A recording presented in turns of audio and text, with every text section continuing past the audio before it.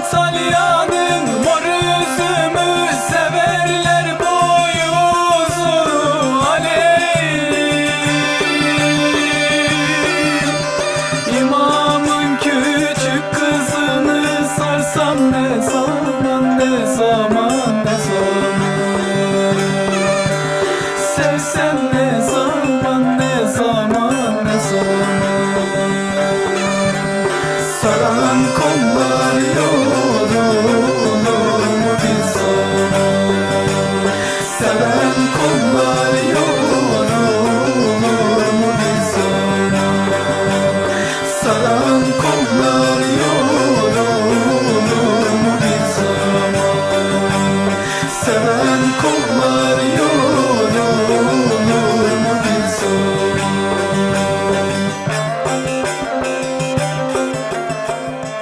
Sevgili izleyenlerimiz, bu hafta Antalya'dayız. Antalya Yörükler Derneği'nin düzenleyeceği 3. Yörük Türkmen Çalıştayı'nı Kültür Kervanı ekibi olarak sizler için ekranlara taşıyacağız. Antalya Yörükler Derneği'nin düzenleyeceği Yörük Türkmen Çalıştayı'na bizler geldik. Sizler de ekranlarınızın başına hoş geldiniz. Abdullah Tuman 3 günü işlemiş, kendi dilinden bizlere aktaracak. Sayın Başkanım, öncelikle emeğiniz bol olsun ve çok yoğun bir program bekliyor bizi. Teşekkür ederim. Öncelikle hoş geldiniz. 3. Türkiye Ulusal Ölçekli Yörük Türkmen Çalıştayı bugün resmi açılışla başladı. Sergi açılışımız var. Resim sergisi, milli mücadele ile ilgili resimler var. Yörüklerin yaşantılarıyla, hayat tarzlarıyla ilgili resimler var. Keçe sanatı var, el sanatları var. Onların açılışlarını yapacağız. Açılışa müteakip İstiklal Marşı, saygı duruşu, sonra bizim bir slide gösterimiz var Yörükler Derneği'nin. Slide gösterisinden sonra da protokol konuşmaları ve eğlencemiz var. Bizim bu sene 25. yılımız. 25. yılımızda keşkek, Türk bayraklı keşkek keseceğiz. Herkes pasta keser, biz de keşkek keseceğiz. Bizim şeyimiz de o. Bugünü bu şekilde tamamlıyor. Medya ödüllerimiz var 25. yıl adına, değil mi? Bunlar da çok önemli bugün.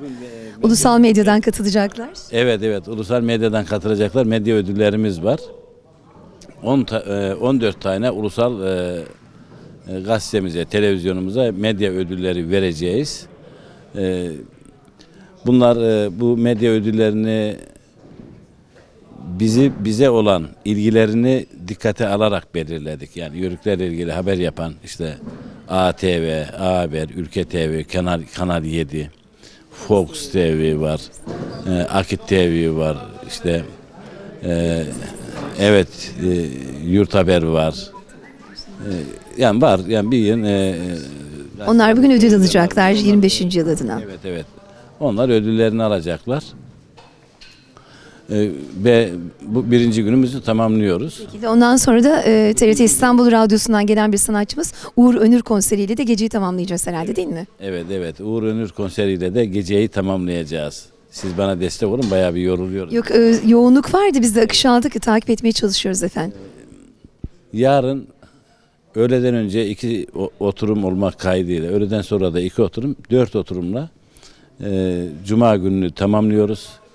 Öğleden önce ilk 2 oturum tarih üzerine. Öğleden sonra sosyoloji. 4 oturumla da tamamlıyoruz Cuma günü. Cumartesi günü öğleye kadar 2 oturumumuz var. Halkiyat var orada. Halk kültürüyle ilgili. Ve öğleden sonra da Türk dili var tabii. Oturumun birisi de Türk dili.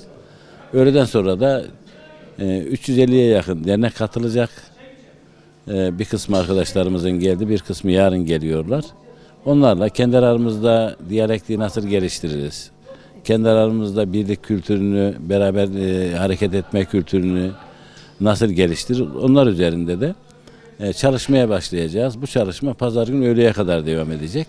Pazar günü öğlende sonuç bildirisiyle programımızı bitireceğiz. Yörük Türkmen Çalıştayı Türkiye'deki kültürel devinime çok önemli bir ivme kazandırdı. Biliyorsunuz bizim bu sene 25.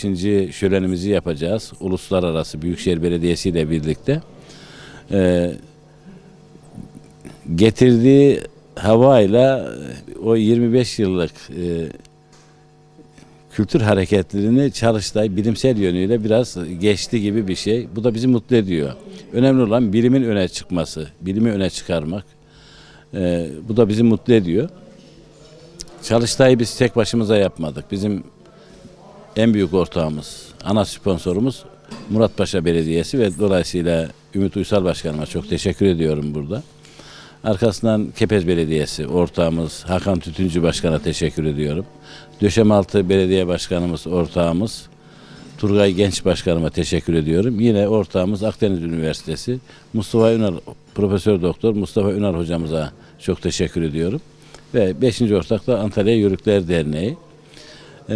Birlik ve beraberlik, bütünlük içerisinde insanlar nasıl bir arada program yapabilirin örneğini gösteriyoruz biz. Özellikle Türkiye'nin içinde bulunduğu şartlarda parti gözetmeksizin, siyasi görüş gözetmeksizin, siyasilerimizin ortak müşterekte katkı koyarak nasıl bir kültürel hizmet veririz, bir kültür hizmeti veririz, onu başardılar. Ben özellikle o iki partide, AK Parti ve CHP'li belediye başkanlarımızı tebrik etmek istiyorum. Buradan şu anlam çıkıyor, yörük kültürü çatı kültürdür. Anadolu'nun birliğinin sembolüdür yörük kültürü. Türk milletinin dünden bugüne geleceğidir yörük kültürü. Onun için bu çatı kültürde insanlar ideolojilerini, siyasi görüşlerini bir kenara bırakıp aynı amaçlar doğrultusunda bir araya gelebiliyor. Medya da öyle. Ben baktım medyada kendi aralarında müthiş bir ilgi, alaka, kendi aralarında özgüvenle bir tavır sergilediler. Hiç birbirlerine karşı. Aslında normalde izlediğimizde sanki rekabet, ciddi bir rekabet evet, var evet. değil mi efendim? Ama Bunlar işin çok aslında önemli. vardır o. Bak işin aslında o vardır ama insanlar demek ki havasını bulduğunda, insanlar bulunduğu ortamda sevgi hakimse o sevginin artık esiri oluyorlar. Yani her insan o sevginin esiri olmalı. Türkiye Bunu da onu- medya sektöründe zaten bu akşam verilecek olan ödüllerde de göreceğiz. O birlik ve beraberliği. Çünkü farklı kulvarlardan ulusal dalda da çok ciddi ödüller var bu akşam. Ödülleri deyince bizim yerel medya ödüllerimiz de var. Bunun yanında kültür faaliyetleri yapan televizyon programcılarımıza da var. Mesela Kültür Kervanı ödül alacaklardan birisi. Teşekkür ediyoruz Sayın Başkanım, sağ olun. Çok teşekkür ediyoruz. Sevgili Mevlüt Öncel Bey'i de hakikaten tebrik ediyorum. Cephe cephe koşuyor. Bir kalite kazandırdı işin aslı. Çünkü medya halka taşımazsa bunu yapılan şey yapıldığı yerde kalır. Yani Gelenlerle sınırlı kalır değil mi Sayın Başkanım? Bunlar da çok önemli. onun için sizin yaptığınız programlar, sizin yapılmış programları halka iletmeniz, halkın evlerine kadar götürmeniz, insanların televizyonlar vasıtasıyla bu kültürün daha da gelişmesine, daha da ivme kazanmasına katkı sağlıyor. Onun için medya çok önemli bir değer, önemli bir de güç. Medyada kuvvetli olmak lazım. Kesinlikle. Özellikle yani toplumda kültür hareketleriyle bu toprakların kardeşliğini, birliğini işleyen STK'lar medya ile işbirliği içerisinde olsa Türkiye'de birçok sorun çözülür. Çünkü çağımız bir yerde de sivil örgütlenme çağı. Yani bu STK'ları sivil örgütlenmeye çağımız davet ediyor. Artık insanlar kendi aralarında örgütleşerek, kendi aralarında bir araya gelerek sorunlarını çözüyorlar. Onun için medyanın gücü burada kendini gösteriyor. Medya toplumun sesi, örgütlenmede birlikte hareket etme kültürü. Aslında sizler malzemeleri hazırlıyorsunuz. Evet, yemek pişmeye hazırken basın mensupları ve bizim gibi bu sektörde çalışan arkadaşlar da hazırlanmış malzemeleri en iyi şekilde pişirip halkın önüne koymak için geliyorlar. Yani. Aslında bu işi başlatan aynı zamanda da yörük kültüründe bu ateşi yakanlardan da birisiniz. Bu bağlamda sizin kıymetiniz ve değeriniz çok önemli Sayın Abdullah Tuma. Teşekkür ederim. O konuda mütevazi olmayacağım. Türkiye'nin ilk yörük derneğidir. Antalya Yörükler Derneği. Çoban ateşi, yörük ateşi Antalya'da yandı. Bugün Türkiye'nin dört bir yanında bu ateş yanıyor. Ve Türkiye'nin dört bir yanından da geldiler. İşte Balkanlardan tutun Rusya Federasyonu'na, Türkistan'dan tutun Orta Doğu'ya kadar katılımcılar var. Ve hepsi de birbirine karşı özlem dolu.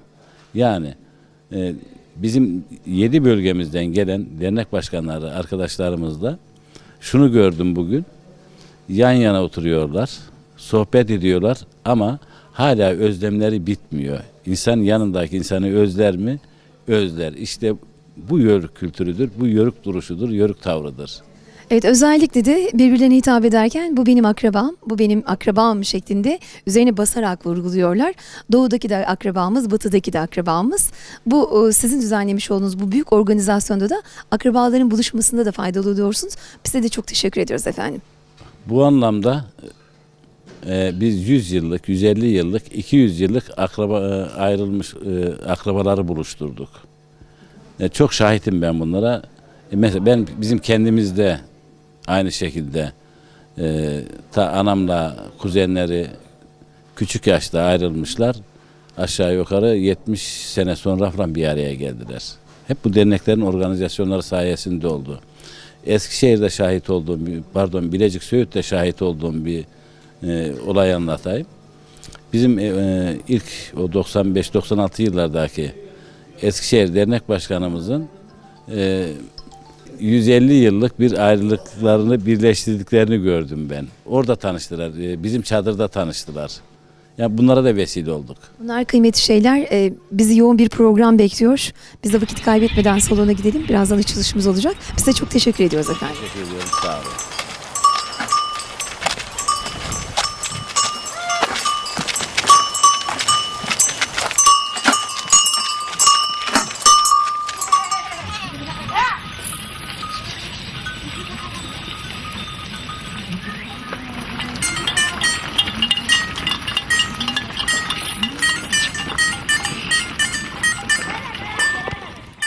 Yörükler binlerce yıldır doğaya uyumlu bir şekilde sürdürdüğü yaşam biçimini yaşadığımız yüzyıla kadar ulaştıran yeryüzündeki nadir kültürlerden birisidir.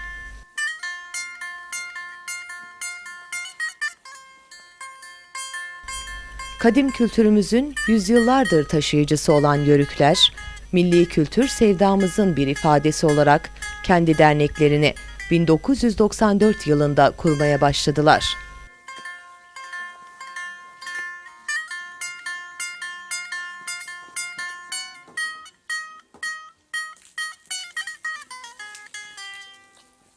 Popüler kültürün toplumumuzda yarattığı erozyonun tahrip gücü karşısında bir dip dalgayla Yörük Türkmen kültürünün sivil toplum kuruluşlarıyla temsil edilmesinde Yörükler Derneği'ni kurarak Türkiye genelinde ve gönül coğrafyamızdaki soydaşlarımız arasında regülatör görevi üstlenmiştir. Tarihin imbiğinden süzülüp gelen değerler manzumemiz sayesinde Türkistan'dan Avrupa içlerine kadar ilmek ilmek, nakış nakış Türk İslam medeniyetini işleyen yörükler, devletlerini kaybetseler dahi canlı tuttukları kültürel değerleri sayesinde kendi devletlerini yeniden inşa etmişlerdir.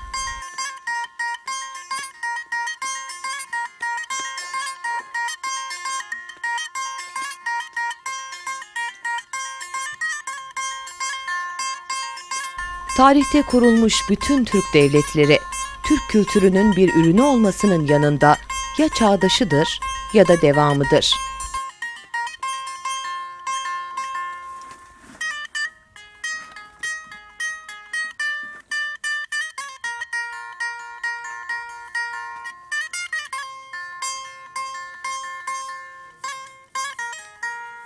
Türkiye Cumhuriyeti Devleti de Mustafa Kemal Atatürk'ün ifadesiyle milli kültürümüzün ışığında inşa edilmiş muazzam bir devlettir.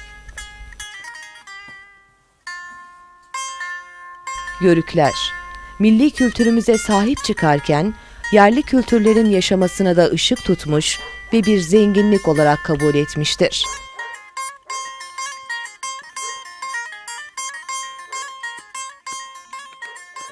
okula giderken bize yörük yörük diyorlardı. Yörük dedikleri zaman biz kızıyorduk. Dışarı çıktığımız zaman da biz iyi taş atmasını biliriz, iyi koşmasını biliriz. Bu çocukları dövmeye kalkıyorduk. Hakikaten öyle.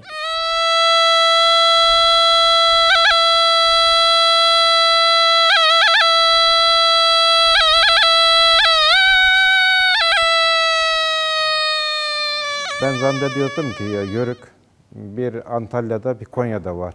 Ama bu derneğin içine girdim gireli Türkiye'nin her tarafında yörük olduğunu öğrendim. Türkiye değil dünyaya açıldı.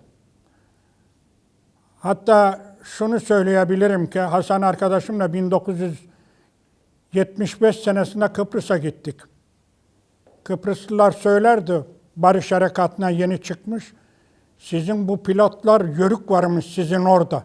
Kara sakallı yörükler varmış. Pilotlar hep ondanmış. Bunlar nasıl bir adam, niye deniyor bu diye sorarlardı. En son herhalde duyduğuma göre Yörükler Derneği Kıbrıs'ta bile kuruldu.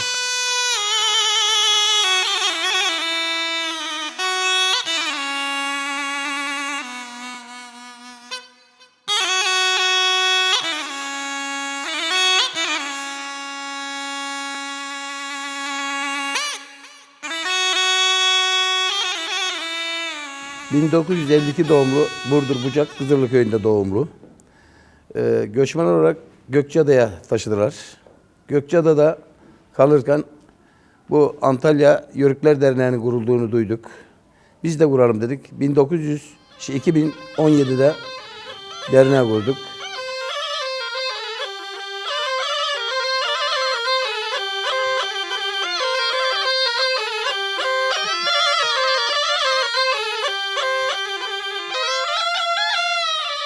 Şimdi 95 öncesi ve sonrasına bakacaksınız. 95 öncesinde yörüklüğünü gizleyen, yörük olmaktan adeta utanan, sıkılan bir toplum vardı Türkiye'de. Neden olduğunu bir türlü bilemeyiz. Bazı deyimler de kulaktan kulağa gelmiş. Birisi demiş ki ağaçtan maşam olur, yörükten paşam olur. Tam tersi. Demirden maşa olur, yörükten paşa olur. İşte Atatürk en güzel örnektir. Atatürk ne diyor bakın. Arkadaşlar, gidip Torus Dağları'na bakınız. Eğer orada bir tek yörük çadırı görürseniz ve o çadırda duman tütüyorsa biliniz ki bu dünyada hiçbir güç ve kuvvet asla bizi yenemez. Ne büyük bir söz, ne büyük bir özgüven, ne büyük bir onur yörükler için. Bizim evlerimizde yaylaya geçti. Fernand Braudel'in bir sözüyle başlamak istiyorum. Kültürler son nefeslerini yüksek dağların zirvesinde verir diyor Fernand Braudel.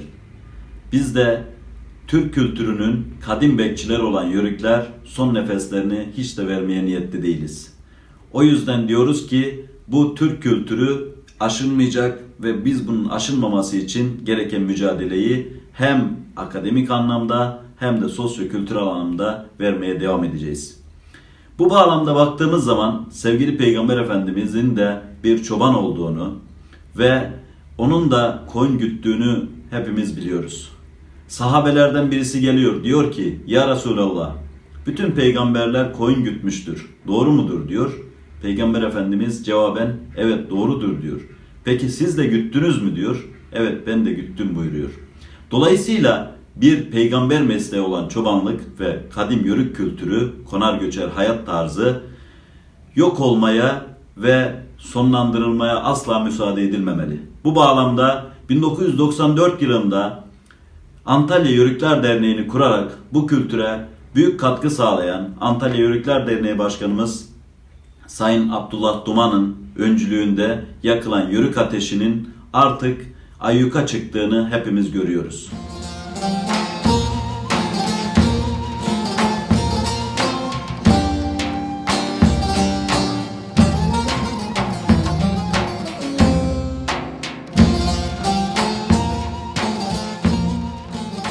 Abdullah arkadaşımız önderliğinde Yörükler Derneği'nin kurucularıyla beraber Türkiye genelinde bir Yörük Derneği kurmaya, geçmiş atalarımızın törelerini tekrar gençlere yansıtmak için bu Yörükler Derneği'ni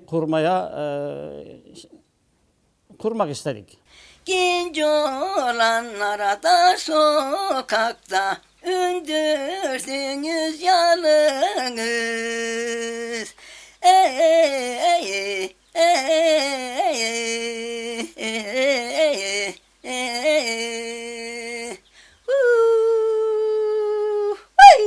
On arkadaşımız bir araya gelerek derneğimizi kurduk. O günkü arkadaşlarımı buradan hayırla yad etmek istiyorum. Hasan Tez, Mehmet Öztürk, Talip Yörükoğlu, Mustafa Varansel, Ömer Şahin, Ozan Akbıyık, Halil Kumbul, Ömer Eskioğlu, Muhammed Çam. Bu arkadaşlarımız hakikaten çok büyük bir özveriyle, heyecanla derneğimizi hep beraber kurduk. İsimlerinden özellikle bahsetmek istediğim Kemal Akbıyık vardır. Bunların yanında Cevat Alp vardır, Ekspres Gazetesi'nin eski sahibi. Sürekli bizi basında zinde tuttu. Sürekli bizi basında anlattı. Ali Koç var, namı değer Koca Muhtar, Sütçülerin. Ayrıca rahmetli Hüseyin Koca, Karakoyun yörüklerimizden. Hüseyin Öz vardır, Eğirdir Tur'un sahibi. İsa Akdemir, bizim siyasetçilerimizden. Tabii biraz da kendi soyuma pay çıkarmak istiyorum Recepli yörüklerine. Hepsine buradan 7'den 70'e hepsine buradan teşekkür etmek istiyorum. Yörükler Derneği'nin faaliyetlerinde bizleri hiç boş bırakmadılar, hiç yalnız bırakmadılar. 7'den 70'e çor çocuk her zaman katılarak hakikaten de büyük güç kattılar Yörükler Derneği'nin organizasyonlarında.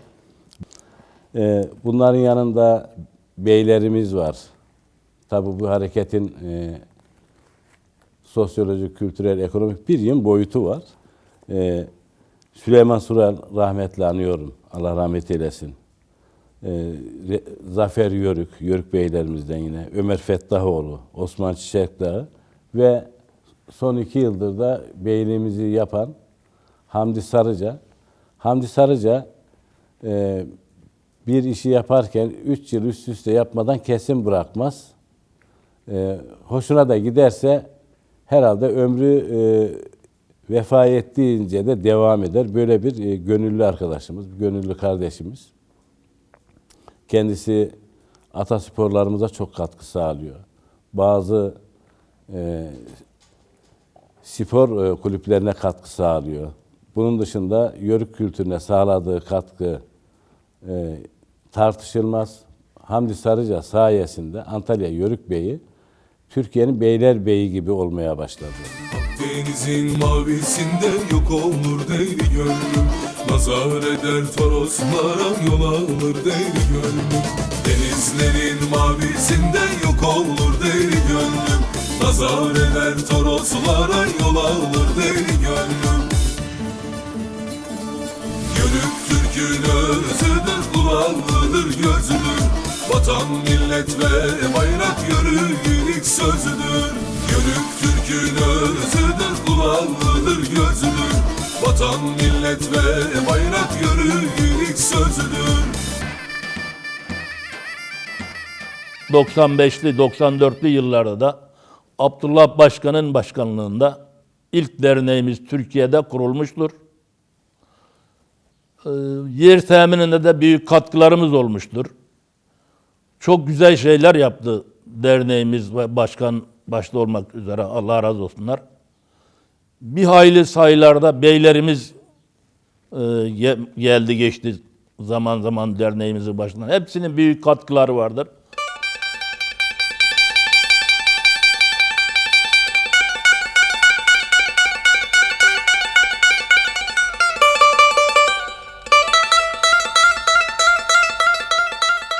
Yörük kültürünün ürettiği değerler evrenseldir.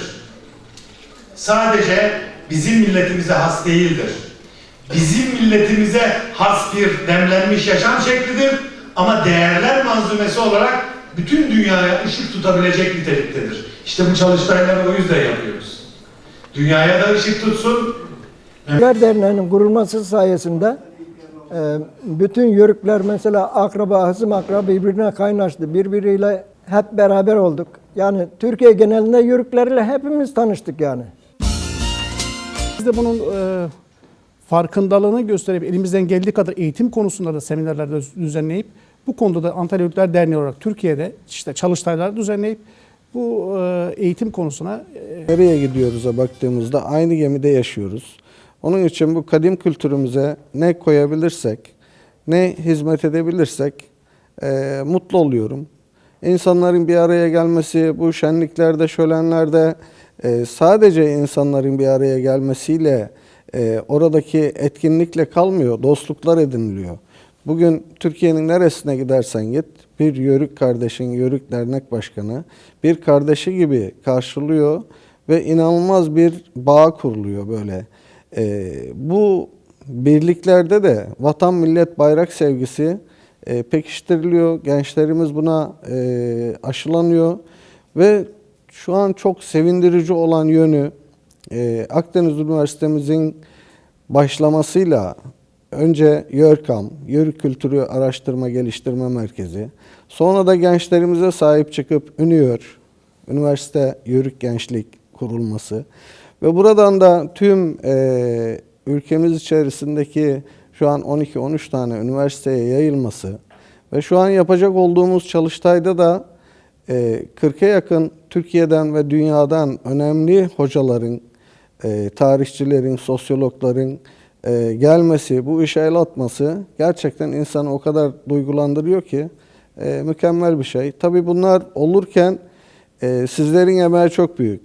Çünkü siz öncülük etmeseydiniz, bu hareketi başlatmış olmasaydınız üniversitelerde el atmalı. Yerlerinde Yörük Türkmen kültürünü anlatmak, onu gelecek kuşaklara aktarmak ve Yörük Türkmen kültürünün motiflerini sunmak üzere faaliyet gösteren derneklerin bir araya gelmesi ve bu bir araya gelmeyle birlikte acaba biz ortak amaçlarımız doğrultusunda nasıl hareket edebiliriz'i sorgulamaları ve kendilerine ait bir yol haritası bulmaya çalışmaları Yörük Türkmen kültürünün geleceğe taşınması anlamında fevkalade etkilidir ve çok önemli bir güç birliğini de beraberinde getirecektir.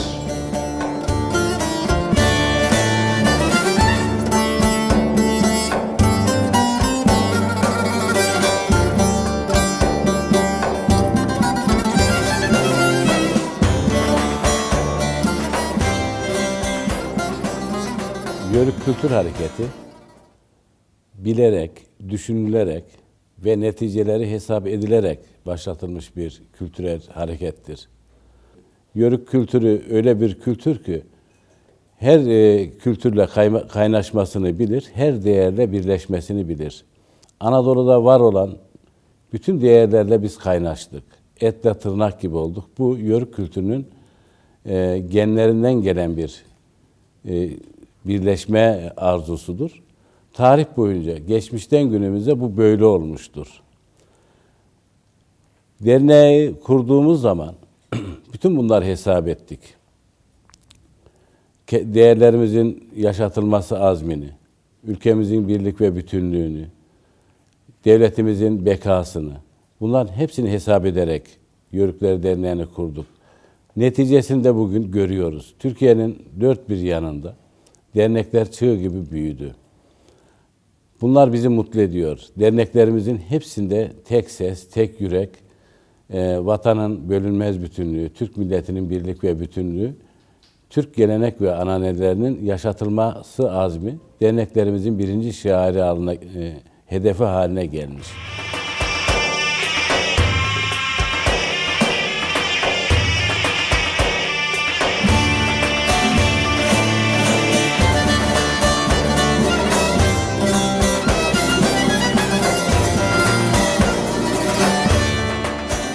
Tarihi bilmeyen, tarihine sahip çıkmayan, yörüklüğü idrak etmeyen bir millet millet olamaz.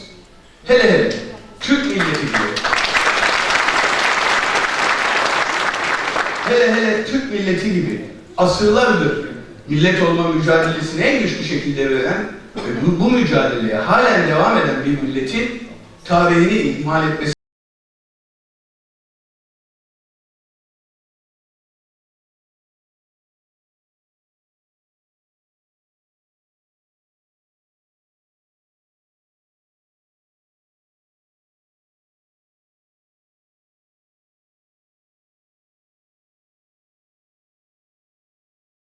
da kurulsaydı kaybolan eserlerimiz meydana çıkardı.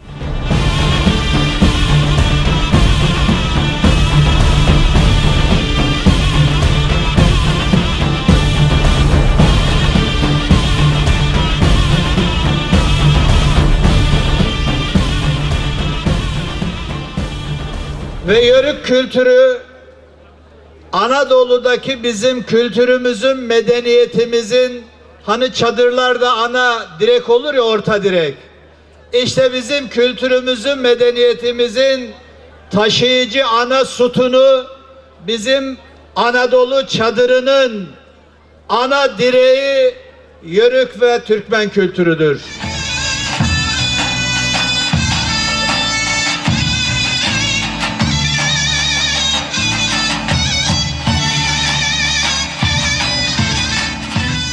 Antalya Yörükler Derneği 1994 yılında kurulduğunda biz gençlik kolları, gençlerle temsil ediyorduk. Tabii ki o yıllarda işte Antalya Yörükler Derneği olmadan önce Antalya'da yörüklük, ya da daha doğrusu işte Türkiye'de yörüklük tanınmıyordu. Hatta yörüğüm dediğin zaman biraz da hakir görünüyordu. Yani yörük çocuğu işte bir şey bilmez, toplumda yeteri kadar itibar görmüyordu. Dolayısıyla biz bunu okumuş kesim olduğumuz için liselerde, işte mektepli kısımlarda daha çok hissediyorduk. Diğer öğrencilerin bakış çok daha farklıydı. Yörükler Derneği kurulduktan sonra, aktiviteler çoğaldıktan sonra tabii toplumda ağır ağır bakış açısı değişmeye başladı. Biz bunu kendimiz özellikle gençler arasında gözlemliyorduk. Hatta ağır ağır yörüğün demek moda haline geldi. Bunda Antalya Yörükler Derneği'nin yadsınamaz büyük bir katkısı var. Çünkü Türkiye genelinde bu hareketin ilk başlangıcını temsil eden bir sivil toplum örgütü. Dolayısıyla biz o konuda yörük kültürüne verdiği destekten dolayı Antalya Yörükler Derneği'ne sonsuz derece teşekkür ederiz. Bu kültürün tanıtılmasında, yaşatılmasında ve ileriye aktarılmasında çok büyük bir fonksiyonu var. Ve hala da bu konuda cansiparane bir şekilde Abdullah Duman önderliğinde çalışmalara devam etmektedir. Askerimiz cephede savaşıyor ama Adıyaman'daki vatandaşlarımızdan Amasya Suluova'daki muhtarlarımıza, ülkemizdeki Suriyelilerden, yaşadıkları çadırlardan seslerini duydukları tanklarımızın önüne gelip kurban kesen yörüklerimize kadar tüm milletimiz onlarla birlikte olmak için işte burada olduğu gibi can atıyor. Dünyada bizden başka ucunda şehadetin olduğu bir mücadeleye böylesine gönüllü olarak, böylesine aşkla, böylesine sevda ile koşmak isteyen bir başka millet tanımadım, tanımıyorum. Çadırlardan geldim oğlum. Bunlar hep evlatımız. Bizi belki en iyi anlatan bir şiir. Dört nala gelip uzak Asya'dan, Akdeniz'e bir kısrak başı gibi uzanan bu memleket bizim. Bilekler kan içinde, dişler kenetli, ayaklar çıplak ve ipek bir halıya benzeyen toprak. Bu cehennem, bu cennet bizim. Ne de güzel söylemiş değil mi? Geldiğimiz yeri de, bulunduğumuz coğrafyayı da ve bizim doğaya ve diğer kesimlere karşı olan direncimizi de çok iyi anlatan bir şeydir. Geçmişini unutan toplumlar geleceğe bakamazlar. Bir anlamda onları yapıyoruz biz. Bu coğrafya, Türkiye Cumhuriyeti Devleti bir yörük toplumunun devletidir. Böyle bakacağız. Kimi 1000 yıl önce yerleşik düzene geçmiş, kimi 500 yıl önce. Bizler de belki son dönemlerde yerleşik düzene geçenleriz. Ama hepimiz biriz ve kardeşiz. Konuşmamın hemen başında Afrin'de vatanımız uğruna kahramanca çarpışarak şehit olan askerlerimize huzurlarınızda Allah'tan rahmet diliyorum.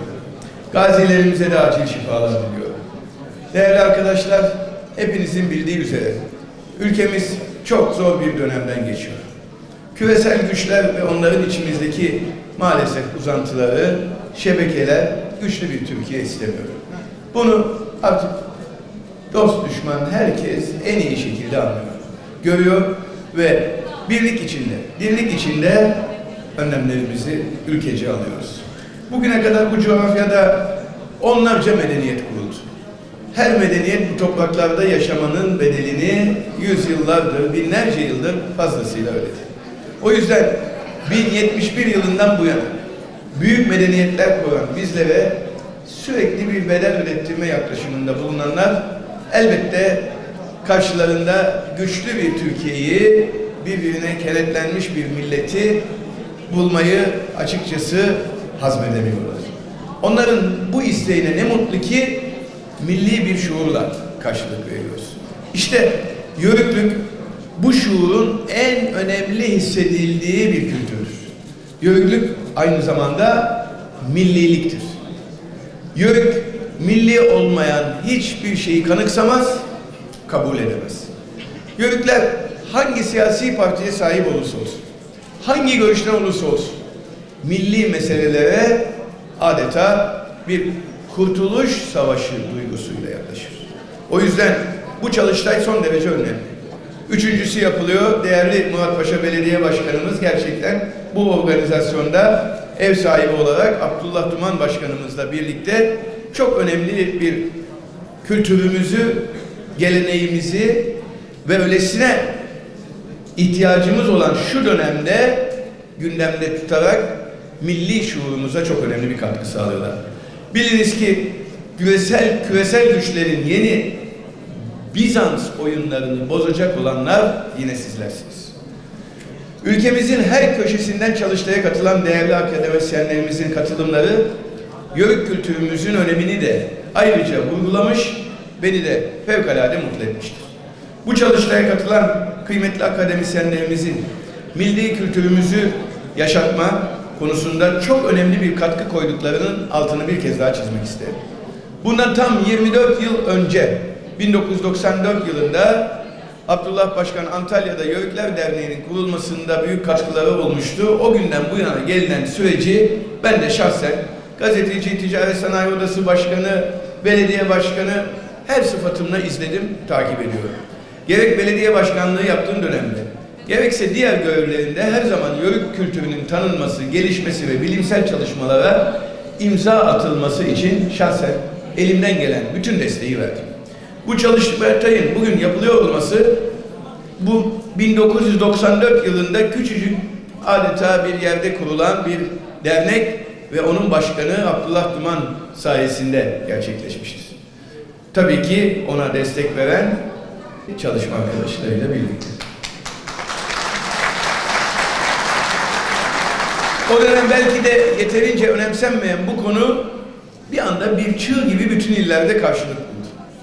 Ancak ben biraz Antalya'mızı bu konuda ayrı bir yerde tutmak istiyorum. Antalya, Yörük kültürünün gelişmesinde şüphesiz en önde gelen şehirlerden birisi olmuştur. Kıvılcımı yakanlardan Allah razı olsun. Bu vesileyle geçtiğimiz günlerde hayatını kaybeden benim de çok kıymetli mesai arkadaşım, Yörüklerin ağabeyi Mustafa Kaya ağabeyimizi buradan bir kez daha yad etmek isterim. Allah mekanını cennet etsin. Kuşkusuz bu çalıştaylar birçok konuyu bilimsel temelde değerlendirmemizin de önünü açıyor. Yörük kültürünü değerlendirirken onu bir miras olarak değil, bir emanet olarak gördüğümüzü de birçok farklı yerde dile getiriyorum. Çocuklarımızın bu emanetini sonsuza dek yaşatmak için omuz omuza vermek durumundayız. Kendi toplumuna yabancılaşan bazı yöneticilerin zaman zaman söylediği cümlelere baktığımızda kültürümüze çıkmanın milletimizin bekasına sahip çıkmak olduğunu net bir şekilde anlıyoruz. Az önce çok kıymetli sunucu arkadaşımız ifade ettiler. Gazi Mustafa Kemal Atatürk gidip Toros Dağları'na bakınız. Eğer orada bir tek yörük çadırı görürseniz ve o çadırda bir duman tutuyorsa şunu çok iyi biliniz ki bu dünyada hiçbir güç ve kuvvet asla bizi yenemez. İşte ne mutlu ki Toroslarda tüten duman ülkemizin her yerinde tutuyor. Bu duman Çanakkale'de, Kurtuluş Savaşı'nda. 15 Temmuz'da her zaman tüttü. Bu ocaklar asla sönmedi ve sönmeyecektir. Ben değerli katılımcılarımıza, saygıdeğer bilim insanlarımıza, Yörükler Kültür Dayanışma ve Yardımlaşma Derneğimizle birlikte daha önce de önemli bir hizmeti ifa ettiğimizi söylemiştim. Yörük Festivalimiz de inşallah bu sene 4.'sünü gerçekleştireceğiz ve şehrimize böylesine uluslararası bir Yörük Festivali'ni kazandırdığımızdan dolayı ben de şahsen onur duyuyorum. Bu çalışmalar, bugünkü çalıştay, Yörük Festivalimiz, Yörük kültürünü Antalya'nın marka değerlerinden de birisi yapmaya başladı. Bu vesileyle milli ve manevi değerlerimizi gelecek nesillere aktararak bizi biz yapan, bizi ayakta tutan, unutulmayan, yüz tutmuş değerlerimizi gün yüzüne çıkarmayı çok önemli bir görev olarak kabul eden bir belediye başkanı olarak da her zaman sizlerin yanınızda olduğumu bilmenizi isterim. Değerli katılımcılar, çok kıymetli misafirler, az önce de söylendiği gibi biraz sonra hemen buradan havaalanına geçerek Ankara'da bir toplantıya katılmak için aranızdan erken ayrılmak durumundayım. Ancak daha önce de bu bilimsel toplantılarda ortaya konulan bütün tartışmaları Yörük kültürümüzün yaşatılması adına büyük bir kazanç olarak değerlendirdiğimi ifade etmek istiyorum. Hepinize saygılar, sevgiler sunuyorum. Hoşça kalınız.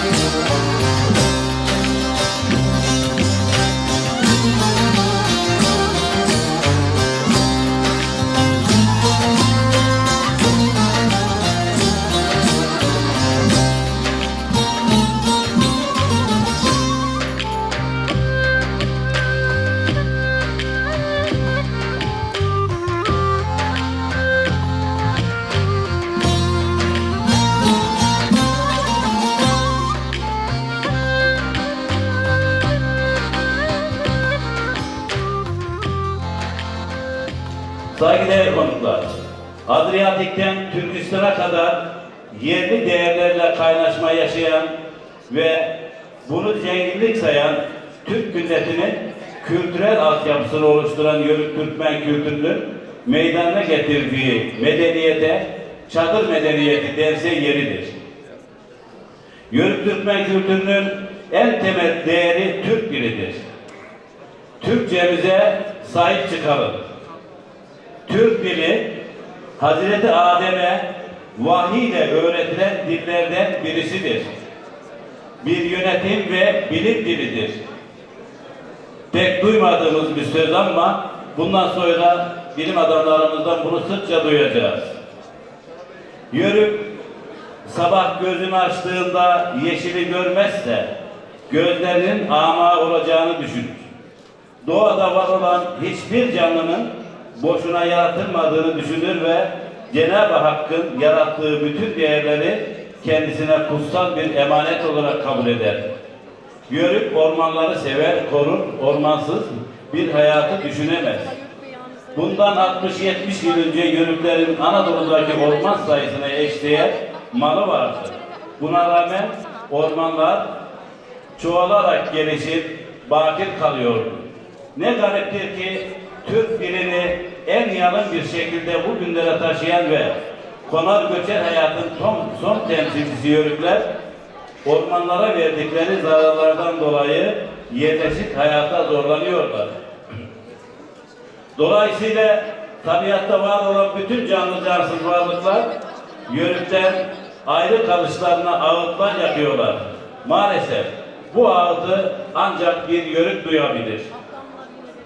Çünkü Yörük onlarla konuşma dili geliştirmiş, uyum içinde yaşamayı başarabilen dünyada tek toplumdur. Konar göçer hayata devam eden ve etmek isteyen Yörükler için devletimizden talebimiz var. Konar göçer hayatın son temsilcilerinin sosyal güvenliğini, gezici öğretmenlerle çocuklarının eğitimini sağlayıp onlara teşvikler vererek konar göçer hayatın devamlılığının sağlanması hususunda yardımcı olunmasıdır. Bu kültür kaybolursa Serhat bölgelerinde kestiği kurbanın kanını askerlerimizin alnına sürecek bir Yörük ana bulamayabiliriz. Bu vesileyle Zeytin Dalı operasyonunda eşkıya sürülerine ve lejyonerlere karşı savaşan şanlı Mehmetçiklerimizin alnına kestiği kurbanın kanını süren ve şu anda aramızda bulunan Döndü Deveci hanımefendiyi Yörük anası ilan ediyorum.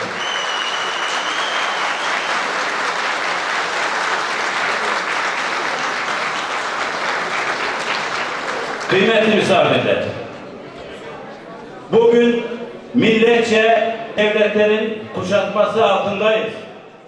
Bütün bunlara içimizdeki işbirlikçilerini de ilave edebiliriz. Siyasi, askeri ve ekonomik olarak topyekün muazzam bir kapışma yaşıyoruz. Tarih tekerrür edip hükmünü icra etmeye çalışıyor. Tarihi bu topraklar üzerindeki hükmü şudur: bu topraklarda büyük devlet, bütün millet olursunuz ya da yok olursunuz der. Tarihin hükmü bu. Ama biz tarihin bu hükmünü idrak etmiş bir nesil olarak eşkıya yasalarına asla tabi olmayacağız. İki yüzlü emperyalist devletlere asla geçit vermeyeceğiz. Bizim için söz konusu vatansa gerisi teferruattır. Saygıdeğer misafirler, Yörükler Derneği olarak Orta Doğu'da askeri ve siyasi gücümüzü gösteremezsek, Türkiye kendisini unutsun diye yıllar önce kamuoyuyla resmi görüşümüzü paylaştık. Allah'a şükürler olsun ki bugün Afrin'de kolay lokma olmadığımızı emperyalistlerin ellerini çatır çatır kırarak gösteriyoruz.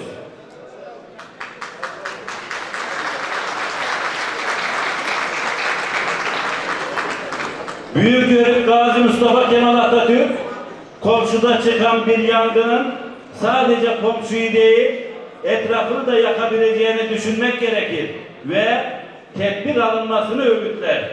Bizler sınırımızda kurulması düşünülen bir terör devletinin bölgemize vereceği zararların yanında Orta Doğu ile ilgili tarihten gelen sorumluluklarımızı, oralardaki soydaşlarımızı ve din kardeşlerimizi düşünmek zorundayız. Bu düşüncelerin ışığında Türk ordusu milletimizin dualarını kendisine kalkan yaparak Zeytin Dalı Harekatı ile şu anda yüzyıllarca okunacak bir destan yazıyor. Saygıdeğer konuklar, muhterem dava arkadaşlarım, küresel güçlerin dayattığı bölünmüş Türkiye ve terör devleti Orta Doğu ve Türk milleti için acı ve gözyaşıdır. Atalarımız bu kutsal toprakların her karışına ilmek ilmek Türklüğünü, nakış nakış İslam işleyip bize öyle vatan yaptı. Bu kutlu topraklar ile tarihsel ve duygusal bir bağımız var. tarihin hiçbir döneminde tehdide ve dayatmalara boyun eğmeyen şanlı milletimiz bu kışı da geçirecek ama yediği ayazı asla unutmayacak.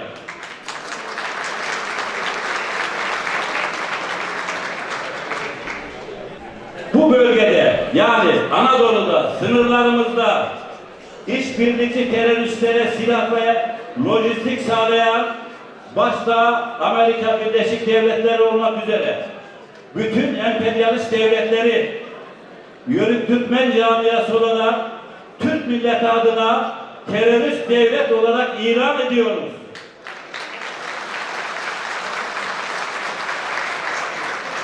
Dost ve düşman herkes şunu çok iyi bilsinler ki Türk'e kılıç çeken kılıçla düşer. Ne mutlu Türk'üm diyene. Değerli arkadaşlarım, insanların ulusal kimliği, insanın tabi olduğu, mensup olduğu millet, adı soyadı gibi, kolu gibi, yüzü gibi, ailesi gibi kimliğinin bir parçası ve onurudur. İnsanlar bununla yaşarlar. Bunu ifade etmiyorsunuz diye başkaları ifade etmekten vazgeçmez. O yüzden biz Türkler kendi tarihimizi, kendi yaşadıklarımızı bütün detayıyla idrak etmek, yansız bir şekilde idrak etmek ve geleceğe ışık tutmakla mükellefiz. Orta Asya'da aç kaldık, susuz kaldık. Gün geldi, yollara düşmeye karar verdik. Hep beraber yollara düştük. Yollarda çok zulme uğradığımız oldu. Çok katliamlara uğradığımız oldu. Hem biyolojik olarak mensubu bulunduğumuz toplum katliama uğradı. Hem dilimiz, kültürümüz yeri geldi katliama uğradı. Geldik Anadolu'ya. Anadolu'da yaşam şeklimizi, göçebe yaşam şeklimizi, hayvanlarımızla var olan, doğada var olan yaşam şeklimizi sürdürdük. Barışçı davrandık ama savaşa da mukavemetli olduk. Öldürmeyle düşman tükenmez dedik. Gittiğimiz geldiğimiz her yerde bütün kavimlerle barış içinde geçindik. Ama ihtiyaç duyduğumuzda savaşmayı da bildik. Devletler kurduk. Kendi kurduğumuz devletlerde zulme uğradığımız oldu. Kendi kurduğumuz devletlerde zorunlu iskana bizi tabi tutmaya çalışan basiretsiz yöneticilerle muhatap olduğumuz oldu. Ama her zaman dirliğimizi, düzenliğimizi koruduk. Devlet terbiyemizi koruduk. Kamu yararı kavramımızı koruduk. Kamu yararını yani obanın yararını, birlikte olduğumuz insanların yararını esas almayı koruduk. Aklı selimi koruduk. Çünkü başka türlü hayatta kalamazdık. Çünkü başka türlü hayvanlarımız hayatta kalamazdı. Yağmurda, yaşta, fırtınada biz formalitelerle uğraşsaydık hayvanlarımız hayatta kalamazdı, biz de hayatta kalamazdık. Biz ayakları baş yapsaydık hayvanlarımız ayakta kalamazdı, biz de kalamazdık.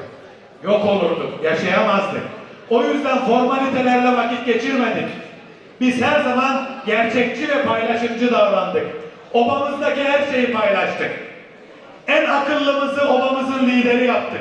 Yeri geldi bir yaşlı annemizi lider yaptık. Yeri geldi 15 yaşında delikanlımızı lider yaptık. Kim maharetliyse onun peşinde yürüdük. Gün geldi şiirler yazdık. Yaşadığımız sıkıntılara isyan ettik. Ama hiçbir zaman devlet kültüründen, birlik beraberlik duygusundan, kamu yararından ödün vermedik. Gün geldi, biz Anadolu'da yaşayan 72 milletle, ayrı grupla bir millet olacağız dedik. Tasada ve kederde birleşeceğiz. Bir kültürde birleşeceğiz. Bir ülkenin kaderinde birleşeceğiz. Büyük bir milletiz biz. Daha da büyük bir millet olacağız. Hep beraber olacağız. Etle tırnak olacağız dedik. Onun nizamını kurduk. Türkiye Cumhuriyeti'ni kurduk bir yörüğün önderliğinde. Gazi Mustafa Kemal Atatürk'ün önderliğinde. Ve Anadolu'da yaşayan 72 milletle, 72 ayrı grupla bir millet olma azmini kararlılıkla sürdürdük. Paylaştık, neyimiz varsa neyimiz yoksa paylaştık. Bizim bu ilerleme azmimizi, bizim bu muasır medeniyet düzeyini aşma azmimizi hiç kabullenmeyenler oldu. Ne zaman haber bültenlerinde Türkiye Cumhuriyeti gösterilse bir deve, bir fes, lastik tekerlekli bir at arabası göstermeyi maharet sayanlar oldu. Bu bölgedeki en son deve benim dedemindi, 40 sene önce öldü. Ama o memleketlerin haber kanalları Türkiye Cumhuriyeti'ni hep deveyle beraber göstermeye gayret etti. Ve günü geldi, Türkiye Cumhuriyeti'ni develerin en çok yaşadığı coğrafyada tarif etmek için her türlü yanlış işe, her türlü operasyona girdiler. Ya da tasada ve kederde beraber olmaya and içtiğimiz farklı biyolojik etnik toplulukları bizden ayırmak için, bizim milletleşme sevdamızı yok etmek için, nerede terör yöntemiyle hareket edenler var, gittiler onları desteklediler. Hepsi Türkiye Cumhuriyeti'nin aydınlık geleceğine karşı. Hepsi yeri geldiğinde arka kapıdan bile giremediğimiz yönetim yerlerine karşı demokratik, layık, sosyal hukuk devletinde eşit yurttaş olabilmiş yörüklerin devletinin muasır medeniyet düzeyini aşmasını engellemek için. Biz Türkiye Cumhuriyeti ile beraber eşit yurttaş olduk bütün yörükler. Biz Türkiye Cumhuriyeti kurulduktan sonra hiçbir zaman zorunlu iskana mecbur bırakılmadık. Hiçbir zaman eşit bir vatandaş olmanın dışında bir muameleye maruz kalmadık. Geçmişte bazı haksızlıklar ola geldi. Biz hep bunlara direne geldik. Ama biz şu anda da aynen Gazi Mustafa Kemal Atatürk'ün gösterdiği yolda devletimizin, milletimizin, yurdumuzun birliği, beraberliği için, devletimizin, milletimizin, yurdumuzun bütün dünyada kötü niyetle bize kumpas çevirenlere karşı savunulabilmesi için kendi içimizde kandırılmış, ikna edilmiş insanlarımızı yeniden doğruda, tasada ve kederde birlikte, barışta, kardeşlikte ve muasır aydınlık bir geleceği kurmada ikna edebilmek, beraber yürüdüğümüzü ortaya koyabilmek için biz kendi kültürümüzü Türkiye Cumhuriyeti'nin geleceği saydık, saymakta kararlıyız, saymaya devam edeceğiz. İnşallah bu çalıştayın 13.sünü, 23.sünü, 33.sünü de yapacağız. Son sözlerim şunlardır. Değerli yörük kardeşlerim, basit gaza getirmelerle, basit nostaljik sembollerle bizim kültürümüzün ifadesi mümkün değil. Biz kadim bir kültürüz. Biz tekrar her defasında altını çiziyorum.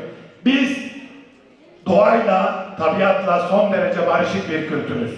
Hayvanlarımızı oradan yaşattık, kendimiz öyle yaşaya geldik. Biz karşılaştığımız bütün kavimlerle son derece barışık bir kültürüz. Biz son derece yurdunu seven, birliğe, beraberliğe önem veren, neyi varsa paylaşan bir kültürüz. Biz mert bir kültürüz. Özü sözü bir, özü sözü bir, yalın. Dünya malına itibar etmeyen, dünya malına itibar etmeyen, 300-500 baş hayvanıyla, çadırıyla yaşayan bir kültürüz biz. Biz bu nedenle işte bu ülkenin geleceğini kurabilecek, bu ülkenin geleceğini ayakta tutabilecek, aydınlık ufuklara, muasır medeniyeti de aşacak şekilde bu ülkeyi taşıyabilecek ana taşıyıcı kültürüz. Bu bilinçle hepinizi saygıyla selamlıyorum. Emeklerinize sağlık. Yolunuz açık olsun. Yolumuz açık olsun. Geleceğimiz aydınlık olsun. Çocuklarımızın, torunlarımızın, bütün Türkiye Cumhuriyeti'ni oluşturan, Türk milletini oluşturan bütün insanlarımızın sağlığı, ruhu, gelecek azmi hep yerinde kalsın. Hep burada buluşalım. Sağ olun, var olun.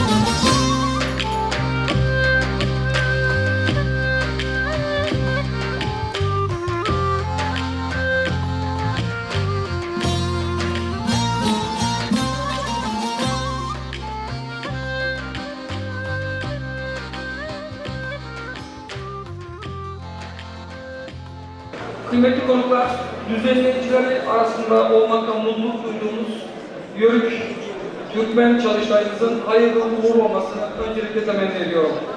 Akdeniz Üniversitesi olarak Yörük kültürünün yaşatılması ve gelecek nesillere doğru bir şekilde aktarılması adına büyük önem taşıyan bu çalıştayın bir parçası olmaktan gurur duyduğumuzu özellikle belirtmek istiyorum. Değerli konuklar, hepinizin bildiği gibi Yörük ve Türkmenler bu milletin özüdür. Şanlı tarihinde sayısız devletler kuran asil Türk milleti, büyük devletler kurmaya Yörük ve Türkmen boylarının katkılarıyla muvaffak olmuştur. Şu an üzerinde huzur içinde yaşadığımız toprakların Türkleşmesinde de Yörük ve Türkmenlerin katkısı büyüktür. Türk milli kültürünün en güçlü öğelerinden biri olan Yörük ve Türkmen boyları, devletimizin ihtiyaç duyduğu her anda devletimizin ve milletimizin yanında olmuştur. İşte milli bünyemizde ve milli kültürümüzde önemli bir yeri olan bu kültürün yaşatılması ve gelecek nesillere aktarılması son derece önemlidir. Biliyoruz ki kültürel kimliğini kaybeden bir millet yok olmaya mahkumdur. Bunun için kültürümüzün her bir öğesine itina ile sahip olmalı ve gelecek nesillere aktarmalıyız. Biz de Akdeniz Üniversitesi olarak bu sorumluluğumuzun farkındayız. Bu amaçla Türkiye'de ilk defa bir üniversite bünyesinde Yörük kültürünü araştırma ve uygulama merkezini kurmuş bulunmaktayız ve o merkezimiz aracılığıyla da bu çalıştayın paydaşlarından bir tanesi olmuş durumdayız. Bütün bu çalışmalarımızda gerek belediyelerimizin gerekse sivil toplum kuruluşlarımızın bizlere katkısı tabii ki çok önemlidir. İhtiyaç duyduğumuz her anda ve alanda bir güç birliği yaptığımız tüm paydaşlarımıza buradan tekrar ayrı ayrı çok teşekkür ediyorum. Kıymetli misafirler, bu duygu ve düşüncelerle Orta Asya'dan günümüze dek Yörük Türkmenlerin tarihine ışık tutacağına inandığım bu çalıştayın içeriğinin genişleyerek uzun yıllar devam etmesini temenni ediyor. Tüm katılımcılar için verimli bir çalıştay diliyorum. Saygı ve sevgilerimle.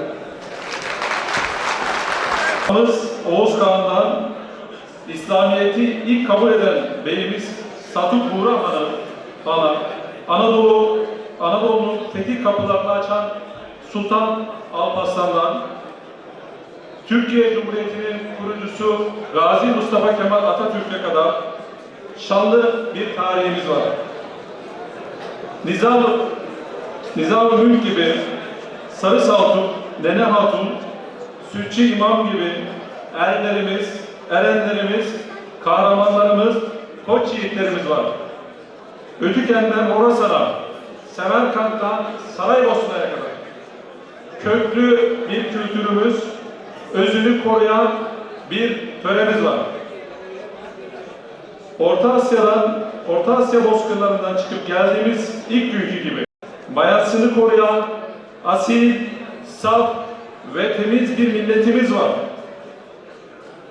Taşı toprağı, altın, dört tarafı adeta cennet olan aziz yurdumuz, Anadolu'muz var. Mazluma umut, zalime korku veren büyük ve güçlü Türkiye Cumhuriyetimiz var.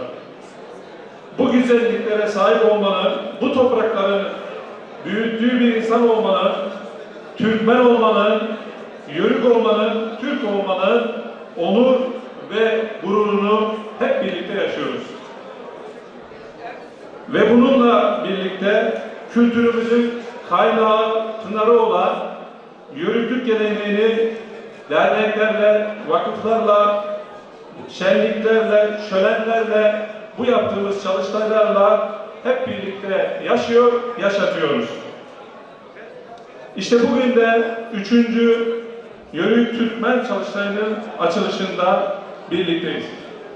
Çalıştayımızın Yörüklük geleneğinin aydınlatılmasına, korunmasına, yaşatılmasına ve tanıtılmasına vesile olmasını, hayırlı sonuçlanmasını en kalbi duygularımla temenni ediyorum. Değerli dostlar, Toroslardan Akdeniz'e 1000 yıla yakındır yaşayan bu kültürü yarınlara taşımak ve yine binlerce yıl yaşatmak gerekir. Biraz önceki konuşmacılar dile getirdiler ama ben çok anlamlı bulduğum için, anlamı büyük olduğu için Gazi Mustafa Kemal Atatürk'ün arkadaşlar gidip Toros Dağları'na bakınız. Eğer orada bir tek yörük çadırı görürseniz ve o çadırda bir duman tütüyorsa şunu iyi bilin ki bu dünyada hiçbir güç ve kuvvet asla bizi yenemez. Sözünü tekrarlamak istiyorum. Bu sözü tekrarlarken bir şey de hatırlatmak istiyorum. Biraz önce salona girerken fotoğraf sergisini gezdik. Gerçekten de günümüzde Anadolu'nun birçok şehrinde yaşandığı gibi bir göç hareketi yaşanmaktadır. Bu durum yörüklerde de söz konusu ve büyük şehirlere büyük bir göç yaşandığını biliyoruz. Yörük Türkmen kültürünün yaşatılması, gelecek nesillere aktarılması oldukça önemli. Ancak bu büyük şehirlerde oldukça zor. Bu nedenle şu anda Antalya'da derneğimizin yaptığı gibi çalışmalar, bu çalışmalarla Yörük Türkmen geleneğinin, kültürünün, bir takım motiflerinin gelecek nesillere aktarılmasında önemli bir görev üstlendiğini düşünüyorum. Yine bu çalışmalar Yörük Türkmen kültürüne onun zenginliğini ortaya çıkarmak ve gelecek nesillere aktarmak açısından son derece önemli. Yörük kültürüne, Antalya'nın değerlerine, Antalya'ya sahip çıkmamız lazım. Değerli dostlar, milli kültürümüzü doğru tanımlamak ve dünyaya doğru tanıtmak oldukça önemli.